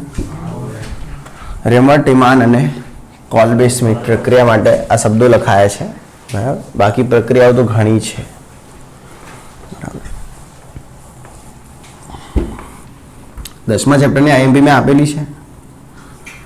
વૂડ્સ ફિટિંગ પ્રક્રિયા, વૂડ્સ પ્રક્રિયા, ફિટિંગ પ્રક્રિયા અને વૂડ્સ ફિટિંગ પ્રક્રિયા, SN1 પ્રક્રિયા, SN2 પ્રક્રિયા, બીટા વિલોપન, સ્વાર્ટ્સ અને ફેન્કલસ્ટેઇન પ્રક્રિયા, હેલોજન વિનિમય, બરાબર. બસ આટલી જ. ચેપ્ટર 10માં આટલું કરો એટલે ચેપ્ટર 10 પૂરું થઈ જાય થિયરી માટે. ફરીથી બોલ દઉં છું. વોટ્સ ફિટિંગ અને ફિટિંગ. વોટ્સ શું હોય? RX. ફિટિંગ શું હોય? ARX. અને વોટ્સ ફિટિંગ શું હોય? RX. તો આ 3 પ્રક્રિયાઓ કરવાની. 2 માર્ક્સમાં કોઈ પણ એક આવી શકે. એના પછી સેટજેફ એટલે એ જ વિલોપન, એ જ બીટા વિલોપન, બધું એકનું એક જ છે. ઇથેનોલિક કેવો H વાળી, આલ્ફા ઉપરથી હેલોજન નીકાળવાનું, બીટા ઉપરથી હાઇડ્રોજન નીકાળવાનું. કશું નહીં હે, બરાબર. તમે ડરશો એટલું ઓર્ગેનિક તમને ડરાવશે અને તમે કૂદીને પડશો એટલું તમને મજા આવશે. સમજીને પડી ને? સ્વિમિંગ પુલ હોય, તમે ડરો તો ફાટે તમારી, અને તમે આમ કૂદીને પડી જાવ તો મજા આવે કે ના આ તો બહુ ઠંડુ હતું એમ. ખબર ને? જગ્યાએ સુકૂન મળે. ખબર નહીં? ચાલ, તો એવું છે ઓર્ગેનિકનો દરિયો. ખબર નહીં? ડૂબ કે भी जाना है और तैर के भी जाना है. તો પછી તૈયારીને જ જવાનું, ખોટું ડૂબીને શું કામ જવાનું? તમે હસીને તૈયાર કરશો, રડીને તૈયાર કરશો, વાત એ છે તમારે તૈયાર કરવાનું છે. તો પછી શા માટે રડીને તૈયાર કરવું? તમે ગમમાં ફરશો આખો મહિનો કે ખુશ થઈને તૈયારી કરીને ફરશો? તમારે 10 મે પેપર આપવાનું છે, પરીક્ષા આપવાની છે, એ નક્કી છે. તો શા માટે કૂતરાને ગોળ જેવા મોઢા કરી અને તૈયારી કરવી? સારા મોઢા, સારો ઉત્સાહ, પરીક્ષા પર્વ, બરાબર, પરીક્ષા ઉત્સવની સારી તૈયારીઓ કરવી જોઈએ. રાતે વાંચન ખૂબ સારું કરવું જોઈએ, હું એવું માનું છું. સ્પેશિયલી મોડા સુધી વાંચવું જોઈએ રાતે તમારે, બરાબર, બધા કામ મૂકીને. અને મોબાઈલને બધાને જરૂર ના હોય તો જમા કરાવી દેવા જોઈએ તમારે સ્વેચ્છાએ. તમને એમ લાગે કે સાહેબ આ પ્રાણી મારું ટાઈમ બગાડે છે અને મારે હવે અત્યારે આની જરૂર નથી, તો તમે જમા કરાવી શકો. પરીક્ષા પત્યા પછી તમને એવા ને એવા પાછા મળી જશે. બાકી ઘરે તો જમા કરાવશો કંઈ નહીં થાય, અહીંયા લોક કરાવી શકો, બરાબર. ચલો 11મા ઓરડાના 1-2 છોકરાના પડ્યા જ છે મારી જોડે. તમે તો 12માં છો, તમને એવું લાગે તમે તરત એવું પગલું લઈ શકો, બરાબર. બીજું તો વાંચવામાં તમને એવું થતું હોય તમે લાઇબ્રેરી જોઈન કરી શકો, સુંદર લાઇબ્રેરી, બરાબર. સારું એવું વાંચવાનું વાતાવરણ છે, જેને વાંચવું જ છે. પછી તમે એવું સમજો કે તમને કોઈ ઠોકે ને બેહારે ને પછી તમે વાંચો. ચલો એકવારને ઠોકી દઈશું ને બેહારી દઈશું, 12માં મુદ્દો સારા લઈ દેશો, પછી મુદ્દો સારી કોલેજમાં જતા રહ્યા, પછી ત્યાં તમને હું ઠોકવાઈશ ને બેહારવાઈશ. એ તો ભાઈ ઘોડાને મેળે દોડશે તો જ કામ થશે. સમજ્યા કે નહીં? કેમ વાંચતી વખતે એવું કે તમને કોઈ બિહારે ઠોકે ને એવું, પછી અમુક વસ્તુ તો કહેવું ના પડે. હે અમે તો કે ના પાડીએ કે ના આજે નહીં, તો એ કે ના. ચલો જો હવે કોલ્બે સ્મિથ પ્રક્રિયા શું હે? કોલ્બે સ્મિથ. ચલો એટલે મેં મારું જે મોટિવેશન હતું એ હાલ દીધું, એ બી મેં કોઈ ટીચર્સને હાલતા સાંભળ્યા હતા, એમાંથી કોપી કરી. ક્લિયર? અમને અમારા શિક્ષકોએ જે કીધું હતું એમાં થોડું ઘણું વધારા સુધારા કરીને મેં તમને કહી દીધું સમયને અનુરૂપ. કરવું ના કરવું તમારી મરજી, એ તમારું ભવિષ્ય તમારા હાથમાં. બરાબર? હું બી એક ગરીબ કુટુંબમાંથી હતો, હાલ બી એટલું બધું તો કંઈ કરી દીધું, પણ એટલું કરી દીધું એ કે એક પ્રેસ્ટીજવાળી લાઈફ જીવી શકું, સામાજિક દ્રષ્ટિએ થોડો આમ ઊભો રહું તો બે માણસોમાંથી હાથ મિલાઈ શકે, અને હાવ કે એવું ના રહે કે મારા બાળકને કંઈ તકલીફ જેવું હોય. બાકી હું બી એકદમ બેક પરિવારમાંથી જ આવેલો છું, પણ થોડી ઘણી મહેનત કરી તો કામ થઈ ગયું. સમજાય કે નહીં? એવી રીતે તમે બી કરી શકો.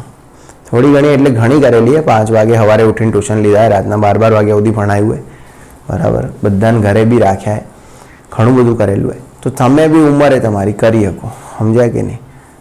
ને 1 મહિનો ગમે એટલું મથી લેશો ને કશું થઈ નહીં જવાનું. અને તમને એમ લાગે કે જીવ જતો રહે તો જવા દેવાનો, તમે શહીદ કહેવાશો. શું કહેવાશો? શહીદ. લડત લડી તમે તમારા માતા પિતા માટે, એમાં મહેનત કરી તમે, અને એમાં તમારા પ્રાણોનું બલિદાન થઈ ગયું. ખરેખર તમે શહીદ કહેવાશો. એવું નહીં કે શહીદ થવા માટે બોર્ડર ઉપર જઈને લડવું પડે. મા બાપની ઈચ્છાઓ પૂરી કરવા માટે એપ્રિલ મહિનો દબાઈને મહેનત કરી દો, અને એમાં કદાચ પ્રાણ નીકળી જાય ગરમીના કારણે, તો તમે શહીદ થયા ને એવું જ કહેવાય. પછી એવું ના કહેવાય કે ના આ તો પેલું છે. સમજ્યા કે નહીં? અને હું કહું ગેરંટી મારી, મેં દેખ્યા મારા જૂના સ્ટુડન્ટોને, આમ રાત દિવસ વાંચે પણ લગભગ પ્રાણ નથી નીકળતા. એમ હજી સુધી કોઈ એવો કેસ છે નહીં કે નીકળી ગયા પ્રાણ. એટલે લગભગ તમારા કેસમાં બી આવું ના થવું જોઈએ. અને હું તો નીકળે તો નીકળવા દેવાના વાંચવા. સમજે? પણ દબાઈને બેસી જ રહેવાનું, ઊભું નહીં થવાનું. ખબર નહીં? ચાલો, કેમેસ્ટ્રી તો હું કરાવી દે, એનું કારણ કેમેસ્ટ્રી તો તમે ડરમાં કરશો. ખબર નહીં? પણ વાત રહી બીજા સબ્જેક્ટની, તો એ બી કરજો. બાકી જશો તો જશો કે નહીં કરીને. સમજ્યા ને? એટલે કેમેસ્ટ્રી તો થઈ જશે, એની ચિંતા નહીં મને, પણ બીજા સબ્જેક્ટ બી સાથે સાથે કરજો. એમ કેમેસ્ટ્રીનું તો શું હોય, હમણાં આ પત્યું નહીં, ટેસ્ટો લેવાનું ચાલુ થયા નહીં, અને રિઝલ્ટ જોઈને તમને એમ હશે અહીંયા ટેસ્ટો હાલવા જ નહીં આવશો તો શું કરશે? ઘર બધાના જોઈ લાય. ચલો, જો હવે અહીંયા કોલ્બે સ્મિથ પ્રક્રિયા શું હોય? કોલ્બે સ્મિથ પ્રક્રિયા. બરાબર? એ અમુક હોય એવા કે ના હાલવા આવીએ ટેસ્ટો. ચલો, તો કોલ્બે સ્મિથ પ્રક્રિયામાં ધ્યાન રાખજો, આપણે ફિનોલ લઈશું. શું લઈશું? ફિનોલ. બરાબર? કોલ્બે સ્મિથ પ્રક્રિયા એ શરૂઆતમાં એમ લાગશે કે ડાઉ મતલબ ડાઉ તો નહીં, પણ ફિનોલની આની સાથે NaOH સાથે પ્રક્રિયા કરાવીશું. કોલ્બે સ્મિથમાં ફિનોલની કોના સાથે પ્રક્રિયા કરાવીશું? NaOH સાથે. એટલે તમને મળશે સોડિયમ ફિનોક્સાઇડ. શું મળશે? Sodium phenoxide.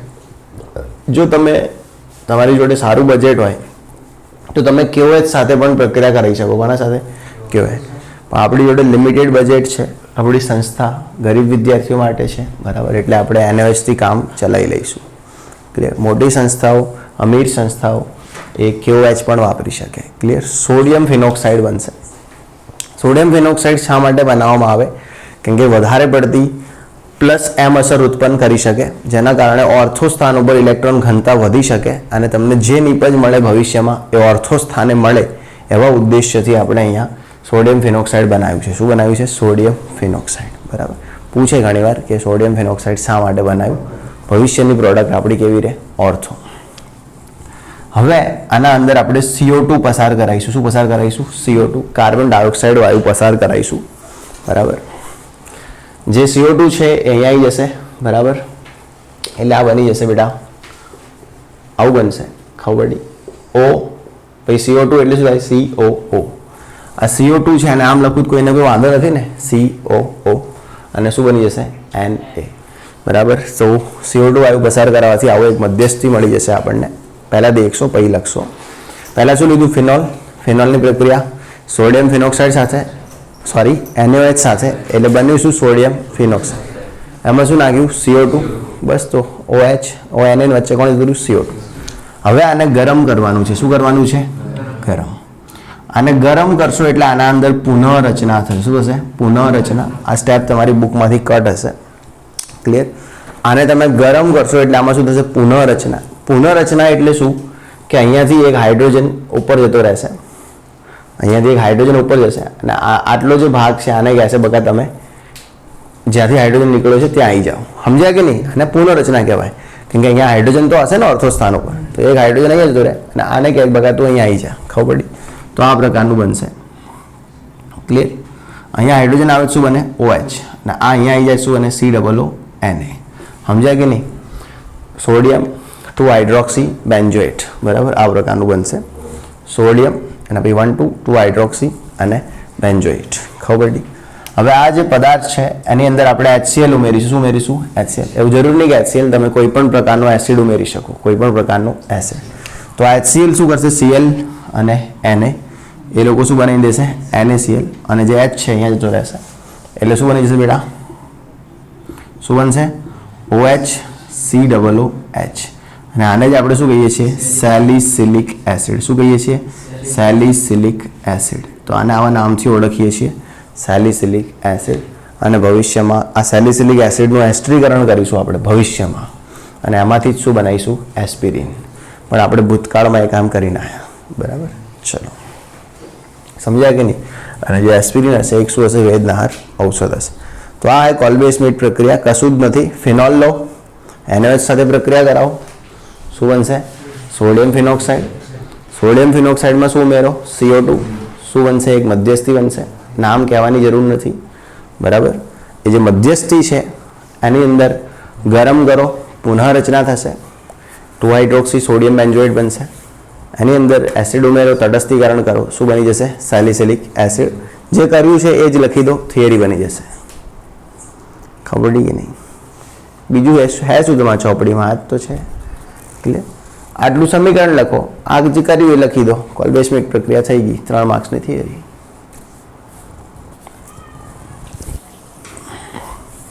આવું ના લખી શકો ને આવામાં ના માર્ક્સ લાવી શકો તો પછી બહુચરાજી મંદિર ઉપર બેહી અને ઘાઘરા ઊંચા કરી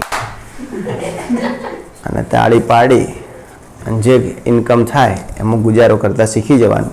કેમ કે આટલું કરીને જો માર્ક્સ લાવીને તમે પોતાની મર્દાનગી સાબિત ના કરી શકો તો તમે ના મળત છો, અને એમાં કોઈ બેમત છે જ નહીં પછી તો એ વાતમાં. કેમ કે પંખા નીચે બેસી, ટ્યુબલાઇટ નીચે બેસીને વાંચવાનું છે, અમુકના ઘરે તો એસી બી હશે, બરાબર? અને એ આપણાથી ના થતું હોય અને એમાંય આપણે આપણું મર્દાનગી ના બતાવી શકતા હોઈએ તો આપણે છક્કા છીએ, અને એ વાતમાં કોઈ શંકાને સ્થાન નથી. પછી તો શક કરવાનું જ નહીં, એમ માન લેવાનું કે યસ. શું કેવું સુનિલ? હે, ખાલી એક ચોપડી છે, બરાબર? 2 ચોપડીઓ છે, ઘણી ઘણી, એક 150 પત્તાની, બીજી 150 પત્તાની, 300 પત્તા હશે. એમાં 30% કટ થઈ ગયું સિલેબસ, બરાબર? દરેક ચેપ્ટરની IMP ગણવા જઈએ તો ઘણા એક ચેપ્ટરમાંથી 10 પ્રશ્નો હશે, 14 ચેપ્ટરના 140 પ્રશ્નો. હું તો કોઈ 140 નહીં હોય, 100 જ પ્રશ્નો થતા હશે. કેટલા? 100 કેમેસ્ટ્રીમાં. એ 100 પ્રશ્નો આપણે પરફેક્ટ ના કરી શકતા હોઈએ તો કંઈક ખામી છે. સીધી વસ્તુ હે ને. તમે ગણ લો, 100 થી વધારે નહીં થતા હોય પ્રશ્નો. એટલે લાલ પીળી IMP ના ગણ દેવાના, અને કુમારને એમાં તમને 5 પેપર કીધા, એમાંથી એ ચેપ્ટરના પ્રશ્નો અંદર લઈ લેવાના. ના થાય 100 થી વધારે. અને એન પછી તમારે ગમે તે બુક લઈને દેવાનું સોલ્વ કરવા. પછી ભલે જાણતો કે દેવ સત્ય લઈને બેહો, કે ભલે વરજ લઈને બેહો, પછી માર્વેલ લઈને બેહો, પછી તમને એમ નહીં લાગે કે થિયરી નથી આવડતી. તમે ઓલી લાલ પીળી IMP કરી દો, બરોબર? ને એના સિવાય કુમારના 5 પેપર કરી દો. એના પછી જાણતો તમે ગમે તે લઈને બેહો, કોઈ બી પેપર સેટ આમ અચાનક, ને એમાં ગમે તે પત્તું ખોલો, તમને એમ લાગશે જ નહીં કે તમે આ તૈયાર નથી કર્યું. એટલે થિયરીમાં તમે આરામથી 45 થી 50 માર્ક્સ લાવી શકો, આટલું કરો ને તો. ઓલી લાલ પીળી IMP અને કુમારના ખાલી 5 પેપર. આમ તો દેવ સત્યના હું તમને 9 પેપર આપતો હતો, ફટ દઈને ઘટાડી દીધા, ખાલી 5 જ કરવાનું કીધા. કોના? કુમારના. સમજ્યા કે નહીં? ખબર છે કોઈ લોડ આલવાનો મતલબ નહીં છોકરાઓને.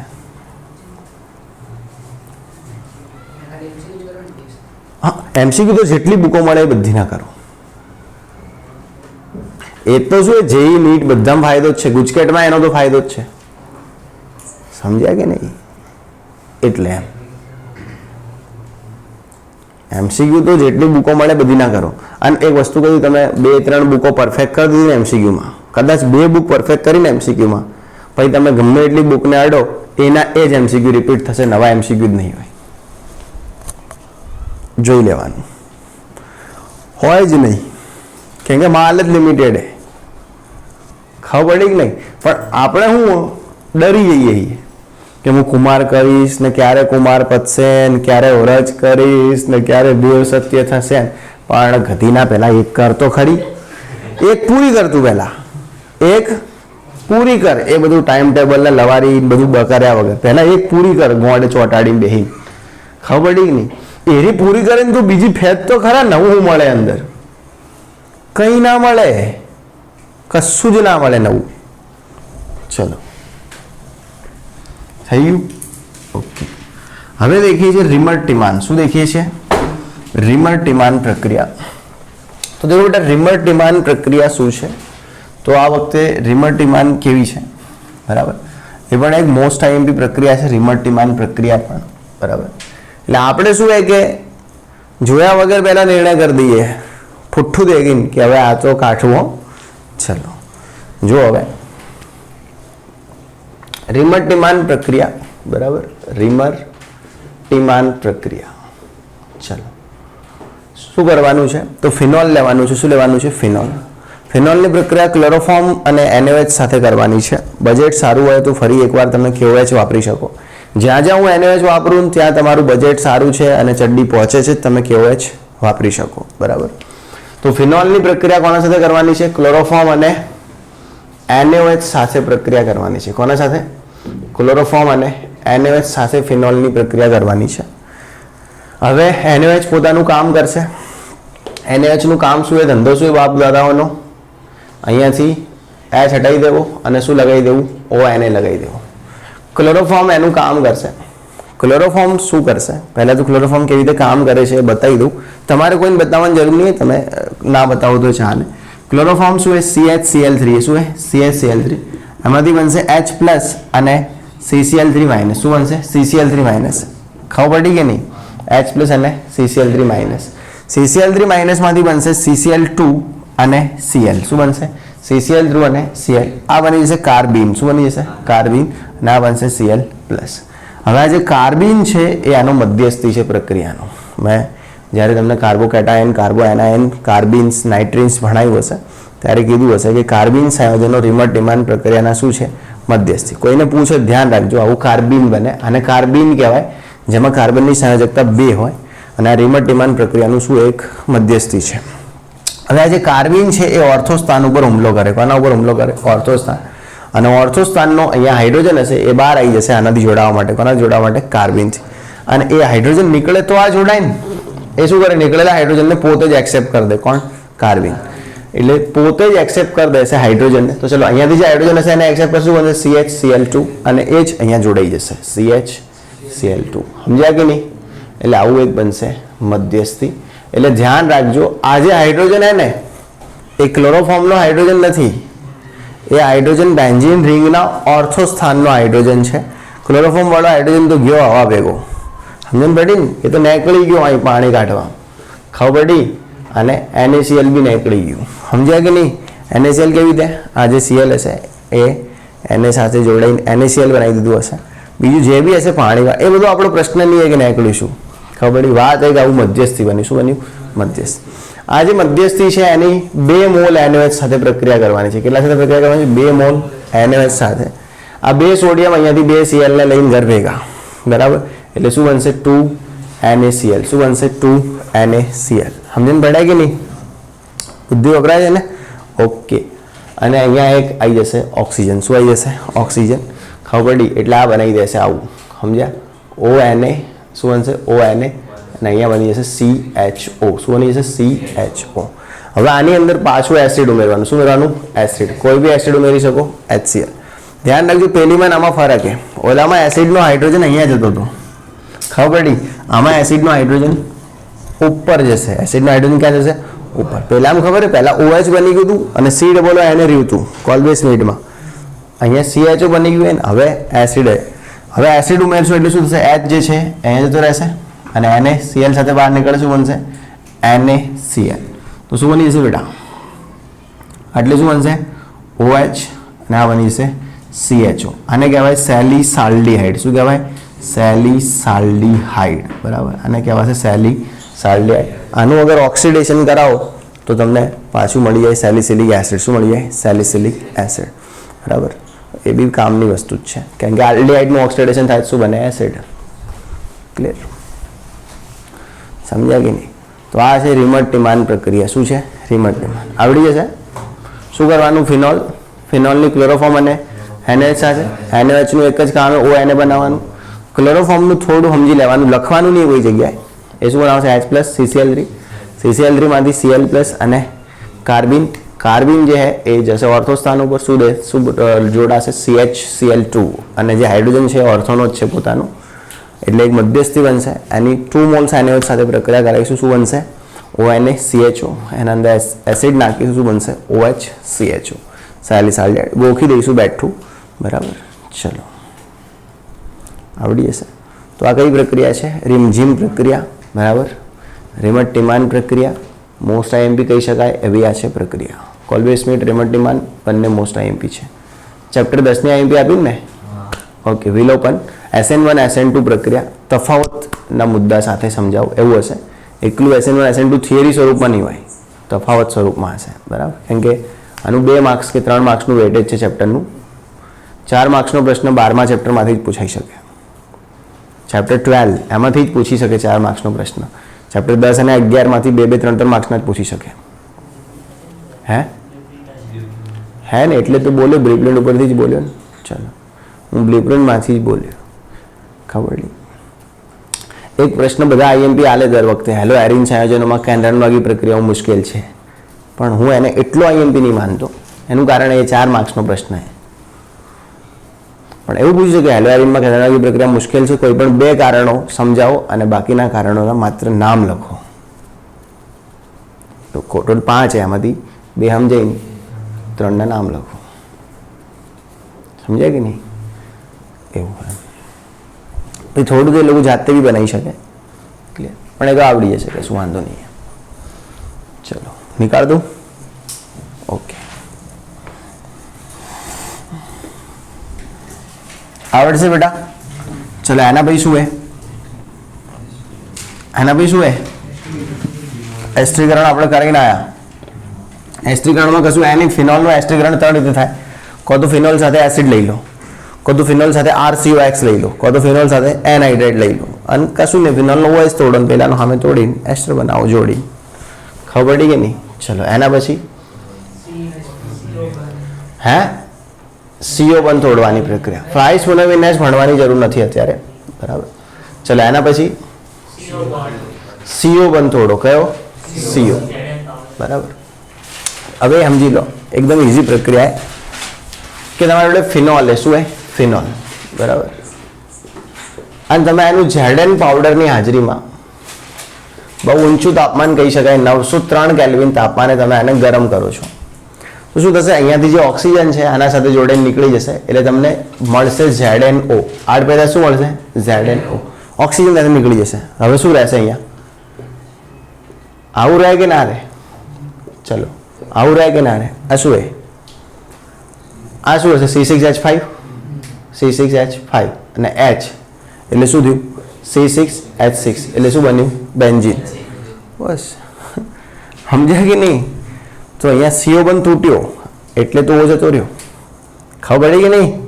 કાર્બન અને ઓક્સિજન વચ્ચેનો બંધ તૂટ્યો એટલે તો O ગયો. ક્લિયર? તો ધ્યાન રાખશો, કશું એની પ્રક્રિયામાં જનો મળશે. શું મળશે? જનો. મતલબ ફિનોલની ઝેડન પાવડર સાથે 903 કેલ્વિન તાપમાને પ્રક્રિયા કરો તો ઝીંક ઓક્સિજન સાથે જોડાઈને શું બનાવી દેશે? ઝેડનો. અને આપણને નિપજ શું મળે છે? બેન્ઝીન. આવડી જશે. એના પછી શું? ફિનોલનું ઓક્સિડેશન. ફિનોલનું શું હે? ઓક્સિડેશન. તો ફિનોલનું ઓક્સિડેશન 2 રીતે થઈ શકે. એક તો સ્વયંભૂ ઓક્સિડેશન. શું થઈ શકે? સ્વયંભૂ. મતલબ તમે ફિનોલને હવાની હાજરીમાં ખુલ્લો મૂકો તો ફિનોલ જાતે જ પડ્યો ઓક્સિડાઇઝ થઈ શકે અમુક સમય બાદ, અને તમને રેડ વાઇન બનાવીને આપી દે. શું આપી દે? રેડ વાઇન, જે સૌથી મોંઘું વાઇન હોય. બરાબર. રેડ વાઇન જે ફિનોલના ઓક્સિડેશનથી બનતું હોય, પડ્યા લાલ કલરનો એક દારૂ બની જતો હોય છે. બરાબર. જેને રેડ વાઇન નામથી ઓળખવાવાળા. બરાબર. બહુ ચલણ છે યુવાનોમાં એનું, જે ના હોવું જોઈએ. ચલો, તો એવું હે. ખબર પડી? હવે એવું લખતા ના રેડ વાઇન બને. લાલ કલરનું એક પ્રવાહી બને છે ફિનોલના સ્વયંભૂ ઓક્સિડેશનથી. અગર જાતે એનું શું થઈ જાય? ઓક્સિડેશન. જાતે ના થાય તો આપણે બી કરાવી શકીએ ઓક્સિડેશન. ફિનોલનું ઓક્સિડેશન બહુ જ સરળ છે. ઓક્સિડેશન માટે કોની જરૂર પડશે? ઓક્સિડેશન કરતા. અને સારામાં સારો ઓક્સિડેશન કરતા KMnO4 બેઝિક છે, પણ ફિનોલની ઓકાત નહીં કે આપણે એટલો સારો ઓક્સિડેશન કરતા એના માટે યુઝ કરીએ, એટલે આ ચાલશે Na2Cr2 7 - H2SO4. આનાથી ફિનોલનું શું થઈ જશે? ઓક્સિડેશન થઈ જશે. કેવી રીતે થયું, શું થયું, ડખામ પડ્યા વગર આવી નીપજ બનશે. કેવી નીપજ બનશે? આ પ્રકારની નીપજ બનશે. બરાબર, અહીંયા ઓ, આટલે ઓ, અહીંયા આ. આને કહેવાય બેન્ઝોક્વિનોન. શું કહેવાય? બેન્ઝોક્વિનોન. શું કહેવાશે? બેન્ઝોક્વિનોન. અથવા આને બેન્ઝીન 2,4-ડાઇન-1,4-ડાયોન આવા નામથી પણ ઓળખાય છે. 1 2 3 4 5 6. સમજ્યા કે નહીં? એટલે બેન્ઝીન 2,5-ડાઇન-1,4-ડાયોન આ કીટોન, અને આ શું બની ગયું? આલ્કીન. અને લાલ રંગનું હોય. કેવું હોય? લાલ રંગનું પ્રવાહી. શું હોય? લાલ રંગનું પ્રવાહી. સમજ્યા કે નહીં? આને ફિનોલની એક પ્રકારની પરખ બી કહેવાય કે તમારી જોડે ફિનોલ છે કે નહીં એ ચેક કરવું હોય તો ફિનોલ થોડી વાર મૂકી રાખો હવાની હાજરીમાં ખુલ્લો, અને સફેદમાંથી લાલ રંગનો થઈ જાય ફિનોલ પડ્યો તો સમજી લેવાનું એ શું છે? ફિનોલ. પણ આવું નવું એનેલિનમાં બી થતું હોય છે, એટલે ઘણી વખત દગો થઈ જાય આપણા ભેગું. શું થઈ જાય? દગો. સમજ્યા?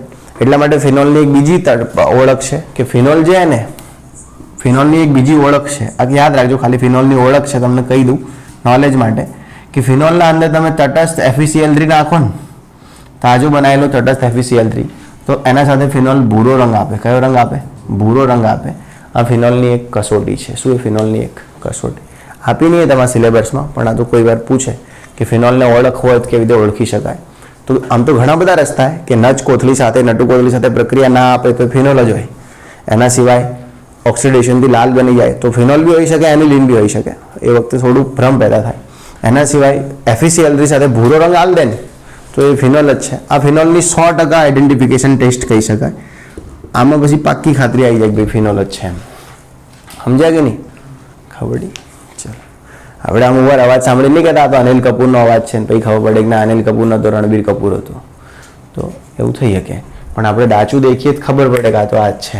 તો આ ફિનોલ તટસ્થ FeCl3 સાથે ભૂરો રંગ આપે જ છે એમ. તો આ ફાઇનલ ટેસ્ટ છે એનો ફિનોલનો. આવડી જશે? ક્લિયર? એના પછી ESR પ્રક્રિયાઓ. શું છે?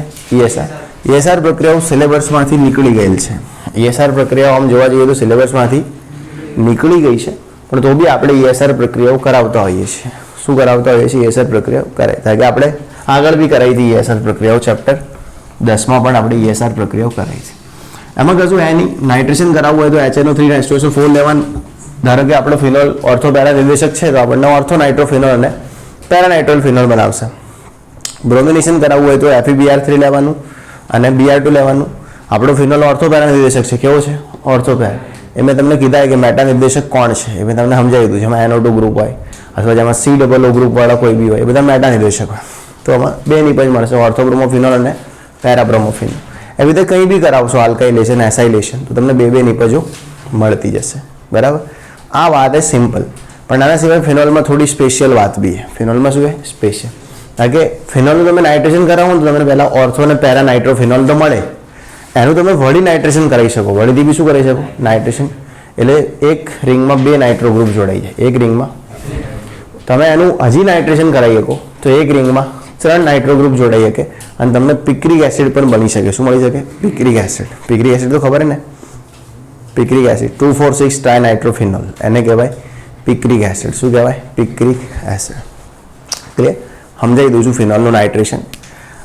જો ફિનોલ શું હે? ફિનોલ. નાઇટ્રેશનની સ્થિતિ તો ખબર હે ને શું હે? નાઇટ્રેશન માટે શું લેવાનું? HNO3 અને H2SO4. તો એ લખી દેશો. બરાબર? તાપમાન આપણે રાખીએ છીએ 100 સેલ્સિયસ કરતાં ઓછું. કેટલું રાખીએ છીએ? 100 સેલ્સિયસ કરતાં ઓછું. તો નાઇટ્રેશન થશે. ફિનોલ ઓર્થો પેરા નિર્દેશક છે એટલે આપણને બે નિપજ મળશે. ઓર્થો ઉપર નાઇટ્રો મળશે અને બીજો નાઇટ્રો આપણને ક્યાં મળશે? પેરા ઉપર નાઇટ્રો મળશે. અને આ બંનેને છૂટા પાડવા માટે શું કરશો? ઉત્કલન બિંદુના તફાવતનો ઉપયોગ કરશો. બરાબર? ચલો, તો આપણને ઓર્થો નાઇટ્રોફિનોલ અને શું મળશે? Para nitrophenol. હવે બધામાં તો આવી રીતે પ્રક્રિયા આપણે બંધ કરી દઈએ છીએ કે આપણે ક્લોરોબેન્ઝીનમાં કરાવીએ તો આટલું કરી સ્ટોપ કરી દઈએ. પણ ફિનોલ થોડો ડોટ પ્રક્રિયાને આગળ લઈ જશે. બરાબર? ફરીથી એનું શું થશે? નાઇટ્રેશન થશે. ફરીથી શું થશે? નાઇટ્રેશન. આજે મળ્યું એનું ફરીથી નાઇટ્રેશન થશે. હવે આમાં શું? એન જોડે એક નાઇટ્રો ગ્રુપ, એન જોડે એક નાઇટ્રો ગ્રુપ. આગળ નાઇટ્રેશન કરાવીશું તો એક જ ફિનોલમાં કેટલા નાઇટ્રો ગ્રુપ આવી જશે? બે નાઇટ્રો ગ્રુપ આવી જશે, મતલબ તમને OH NO2 અને શું મળશે NO2, જેને આપણે કહીશું 2,4-DNP. શું કહીશું 2,4-DNP, 2,4 ડાયનાઇટ્રોફિનોલ. એનું વળી આપણે શું કરાવીએ નાઇટ્રેશન કરાવીએ. આ પ્રક્રિયા 100 સેલ્સિયસ તાપમાને થતી હોય છે, પેલી 100 થી ઓછા. હવે જે પ્રક્રિયા કરાવીશું એ 100 સેલ્સિયસ કરતાં વધુ તાપમાન હશે. અત્યારે પણ આપણે કરાવીએ છીએ નાઇટ્રેશન. શું કરાવીએ છીએ નાઇટ્રેશન. ફરીથી નાઇટ્રેશન કરાવીશું NaOH, તો આપણને મળી જશે બેટા OH, અહીંયા મળશે NO2, અહીંયા પણ મળશે NO2 ને આટલે પણ મળી જશે આપણને NO2. 2,4,6 ટ્રાયનાઇટ્રોફિનોલ, બરાબર, જેને આપણે 2,4,6 TNP કહીએ છીએ, 2,4,6 ટ્રાયનાઇટ્રોફિનોલ. અથવા એનું બીજું નામ શું છે બેટા પિક્રિક એસિડ. શું નામ છે પિક્રિક એસિડ. શબ્દ ક્યાં સાંભળેલો છે ચેપ્ટર 9 K+ ની પરખ માટે, બરાબર. પિક્રિક એસિડ બની જશે. શું બનશે પિક્રિક એસિડ. ક્લિયર. કોઈ એમ કે અમારે આ બધા ડખામ પડવું નથી, અમારે ફિનોલમાંથી પિક્રિક એસિડ બનાવવો છે, ડાયરેક્ટ ટુ ડાયરેક્ટ ફિનોલમાંથી પિક્રિક એસિડ, આવી રીતે તબક્કા કરવા નથી, તો પણ તમે કરી શકો. એના માટે શું કરવાની જરૂર છે, તમારે ફિનોલ લેવાનું છે. શું લેવાનું છે ફિનોલ. હવે તમારે સાદો HNO3 નહીં વાપરવાનો, તમારે વાપરવાનો ફ્યુમિંગ HNO3. કેવો HNO3 વાપરવાનો ફ્યુમિંગ HNO3. એના સાથે ફ્યુમિંગ H2SO4 લઈ લેવાનું. શું લેવાનું ફ્યુમિંગ H2SO4. તાપમાન તમારે લઈ લેવાનું ખૂબ વધારે તાપમાન હશે, મતલબ 100 સેલ્સિયસથી વધારે તાપમાન લેવાનું. હકીકતનું તાપમાન હોય છે 384 કેલ્વિન. કેટલું હોય છે 384 કેલ્વિન તાપમાન લેવાનું.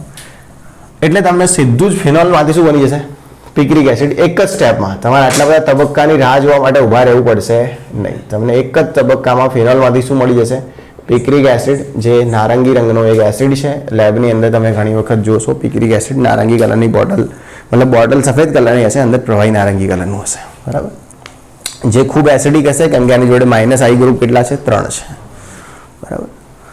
સમજાય કે નહીં. માન લો કે તમે આ બધું ના જવું હોત તો તમે અહીંયાથી ડાયરેક્ટ શોર્ટકટ લઈ શકતા ફ્યુમિંગ વાપરીને. શું વાપરીને? કારણ કે તમે ફ્યુમિંગ વાપર્યું હોત તો ફિનોલમાંથી સીધું આ જ બની જાય, પણ વાપરવું શું પડે ફ્યુમિંગ.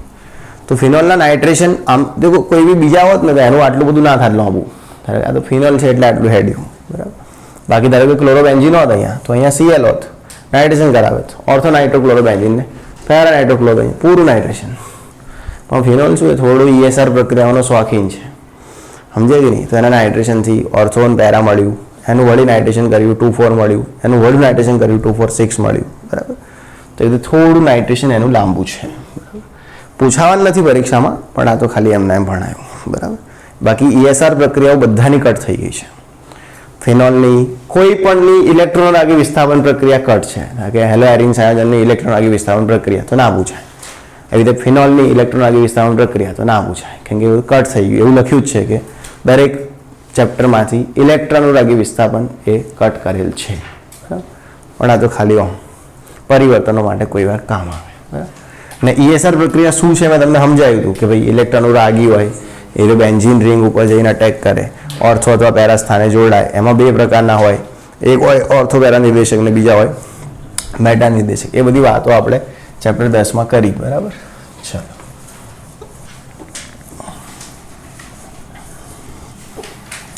હવે દેખીએ ફિનોલનું બ્રોમિનેશન. શું દેખીએ છીએ ફિનોલનું બ્રોમિનેશન. તો ફિનોલના બ્રોમિનેશનની બે પ્રક્રિયાઓ આપી છે. એક તો સિમ્પલ બ્રોમિનેશન કે જે ફિનોલમાં થવું જોઈએ, ઓર્થો પેરા મળવાવાળું. કયું બ્રોમિનેશન? ઓર્થો પેરા મળવાવાળું બ્રોમિનેશન, કે જે સિમ્પલ બ્રોમિનેશન છે જે ફિનોલમાં થવું જોઈએ. સમજ્યા કે નહીં બેટા? ચાલો તો ધ્યાન રાખજો, આપણી જોડે ફિનોલ છે, બરાબર. શું છે ફિનોલ, બરાબર. ચલો અહીંયા ફિનોલ છે ને આપણે આનું બ્રોમિનેશન કરાવીએ. શું કરાવીએ? બ્રોમિનેશન. Simple bromination. કયું બ્રોમિનેશન? સિમ્પલ. કે ભાઈ આપણે નિર્જળ FeBr3 લઈએ. શું લઈએ? નિર્જળ FeBr3 વત્તા શું લઈએ? Br2 લઈએ, અને શું બહાર નીકળે? HBr બહાર નીકળે. એવું સિમ્પલ જે બ્રોમિનેશન દર વર્ષે થતું હોય, અને થોડુંક તાપમાન રાખીએ. ફિનોલ કેવો? ઓર્થો પેરા નિર્દેશક, એટલે આપણને બે નિપજ મળવી જોઈએ, ઓર્થો ઉપર બ્રોમિન અને પેરા ઉપર બ્રોમિન. યાની કે ઓર્થો બ્રોમોફિનોલ અને પેરા બ્રોમોફિનોલ આવું આપણને મળવું જોઈએ.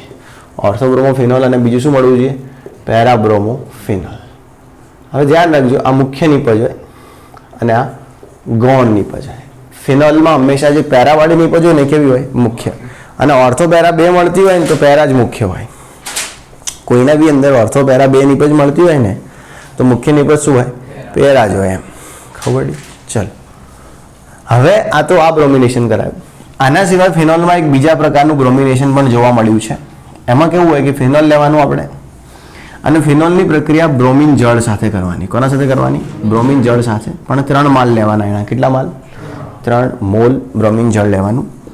હવે એમાંથી શું થશે કે 2 4 6 3 જગ્યાએથી હાઇડ્રોજન નીકળી જશે. ક્યાંથી? 2 4 6 3 જગ્યાએથી હાઇડ્રોજન નીકળશે અને એના બદલે કોણ જતું રહેશે? બ્રોમિન. એટલે આ બી પહેલા જેવું બનાવશે, પિક્રિક એસિડ જેવું જ બનાવશે. એટલે અહીંયા શું આવી જશે? OH, આટલે Br, અહીંયા બી શું આવી જશે? Br, અને આટલે બી શું આવશે? Br. હવે Br ગયા, ટોટલ 6 બ્રોમિને, 3 ગયા, 3 વધ્યા, પણ સામે 3 શું નીકળ્યા? હાઇડ્રોજન. એટલે અહીંયા બહાર શું નીકળશે? 3 HBr પણ શું હશે? બહાર નીકળ્યા હશે. એટલે કે અહીંયા શું બહાર નીકળ્યા હશે? 3 HBr. આના અંદરથી પણ ઘણી વખત MCQ પૂછાઈ જાય. શું પૂછાય આના અંદરથી? MCQ. તમને એમ પૂછે કે ભાઈ આટલો તમારી જોડે 10 ગ્રામ ફિનોલ છે. કેટલું ફિનોલ છે? 10 ગ્રામ. તો એમ કે ભાઈ આ 246 કેટલા ગ્રામ બનશે? તો એ મોલ કન્સેપ્ટનો પ્રશ્ન થઈ ગયો 11મા ચેપ્ટરનો. તમે ગણી દેવાના ભાઈ આના 1 મોલ સાથે આના 3 મોલ હોય, બરાબર? તો આના 10 ગ્રામ સાથે આ કેટલા મોલ વપરાશે? આનું આણ્વિક દળ જોઈ પછી એના ઉપરથી ગણી શકો તમે, બરાબર? આવડી જશે. બીજું, કોઈ બી પ્રક્રિયાઓમાં પ્રક્રિયકોના નામ લખવા બહુ જરૂરી છે નીચે. એના વગર માર્ક્સ નહીં મળે. કારણ કે તમારે આ નામ લખવું પડે. ફિનોલ નીચે આ નામ લખવું પડે. 246 ટ્રાયબ્રોમો ફિનોલ. આનું બી નામ લખવું પડે. ઓર્થોબ્રોમો ફિનોલ. આનું નામ લખવું પડે. પેરાબ્રોમો ફિનોલ. સમીકરણ લખ્યા હશે, નામ નહીં લખ્યા હોય, માર્ક્સ નહીં મળે. બીજી ખાસ વસ્તુ, બેન્ઝીન તમારે બહુ વ્યવસ્થિત દોરવાના હશે. બેન્ઝીન કેવા દોરવાના? વ્યવસ્થિત. ખાસ કરીને બેન્ઝીનમાં ગોળ દોરવા કરતાં આવી રીતે લીટા દોરવા વધારે સારા. ખબર પડી? ગોળમાં શું હોય ભાઈ, અમુક જણા આવું ગોળ દોરે ને દેખાય નહીં, બેલોરી કાચથી જોવું પડે, બરાબર? બેન્ઝીનનો જે ષટકોણ આકાર એ ષટકોણ જેવો લાગવો જોઈએ. પછી ચોરસ બેન્ઝીન ના લાગવા જોઈએ. અમુક ગોળ બેન્ઝીન દોરશે, ક્લોરોબેન્ઝીન. તો આવું ના આવવું જોઈએ. ખબર પડી? પછી એના માર્ક્સ નથી મળતા. ચલો સમજી. હવે આલ્કાઇલેશન એસાઇલેશન એમાં કશું એની. આલ્કાઇલેશન કરવું હોય તો CH3Cl નાખો. અહીંયા CH3 જોડાઈ છે, ત્યાં પણ CH3. એસાઇલેશન કરવું હોય CH3COCl નાખો. અહીંયા COCH3 જોડાશે, અહીંયા COCH3 જોડાશે. ક્લોરિનેશન કરવું હોય અહીંયા FeCl3 Cl2 લઈ લો, અહીંયા ક્લોરિન, અહીંયા ક્લોરિન. તો એ બધી ESR આપણે જેમ પહેલાં ભણ્યા હતા ને એવી ને એવી રીતે બી ESR થતી હશે. તો અહીંયા ફિનોલની બનાવટ પૂરી કરીએ છીએ. ફિનોલની ESR પણ આપણે પૂરી કરીએ છીએ. કાલથી આપણે જોઈશું ઇથર, એની બનાવટ અને ઇથરની રાસાયણિક પ્રક્રિયાઓ. અને માતાજી ભેળા રહેશે તો કાલે ચેપ્ટર પૂરું હશે, બરાબર? તો કાલે આપણે 6:15 ચાલુ કરી દઈશું ભણાવવાનું, બરાબર? હવે મેં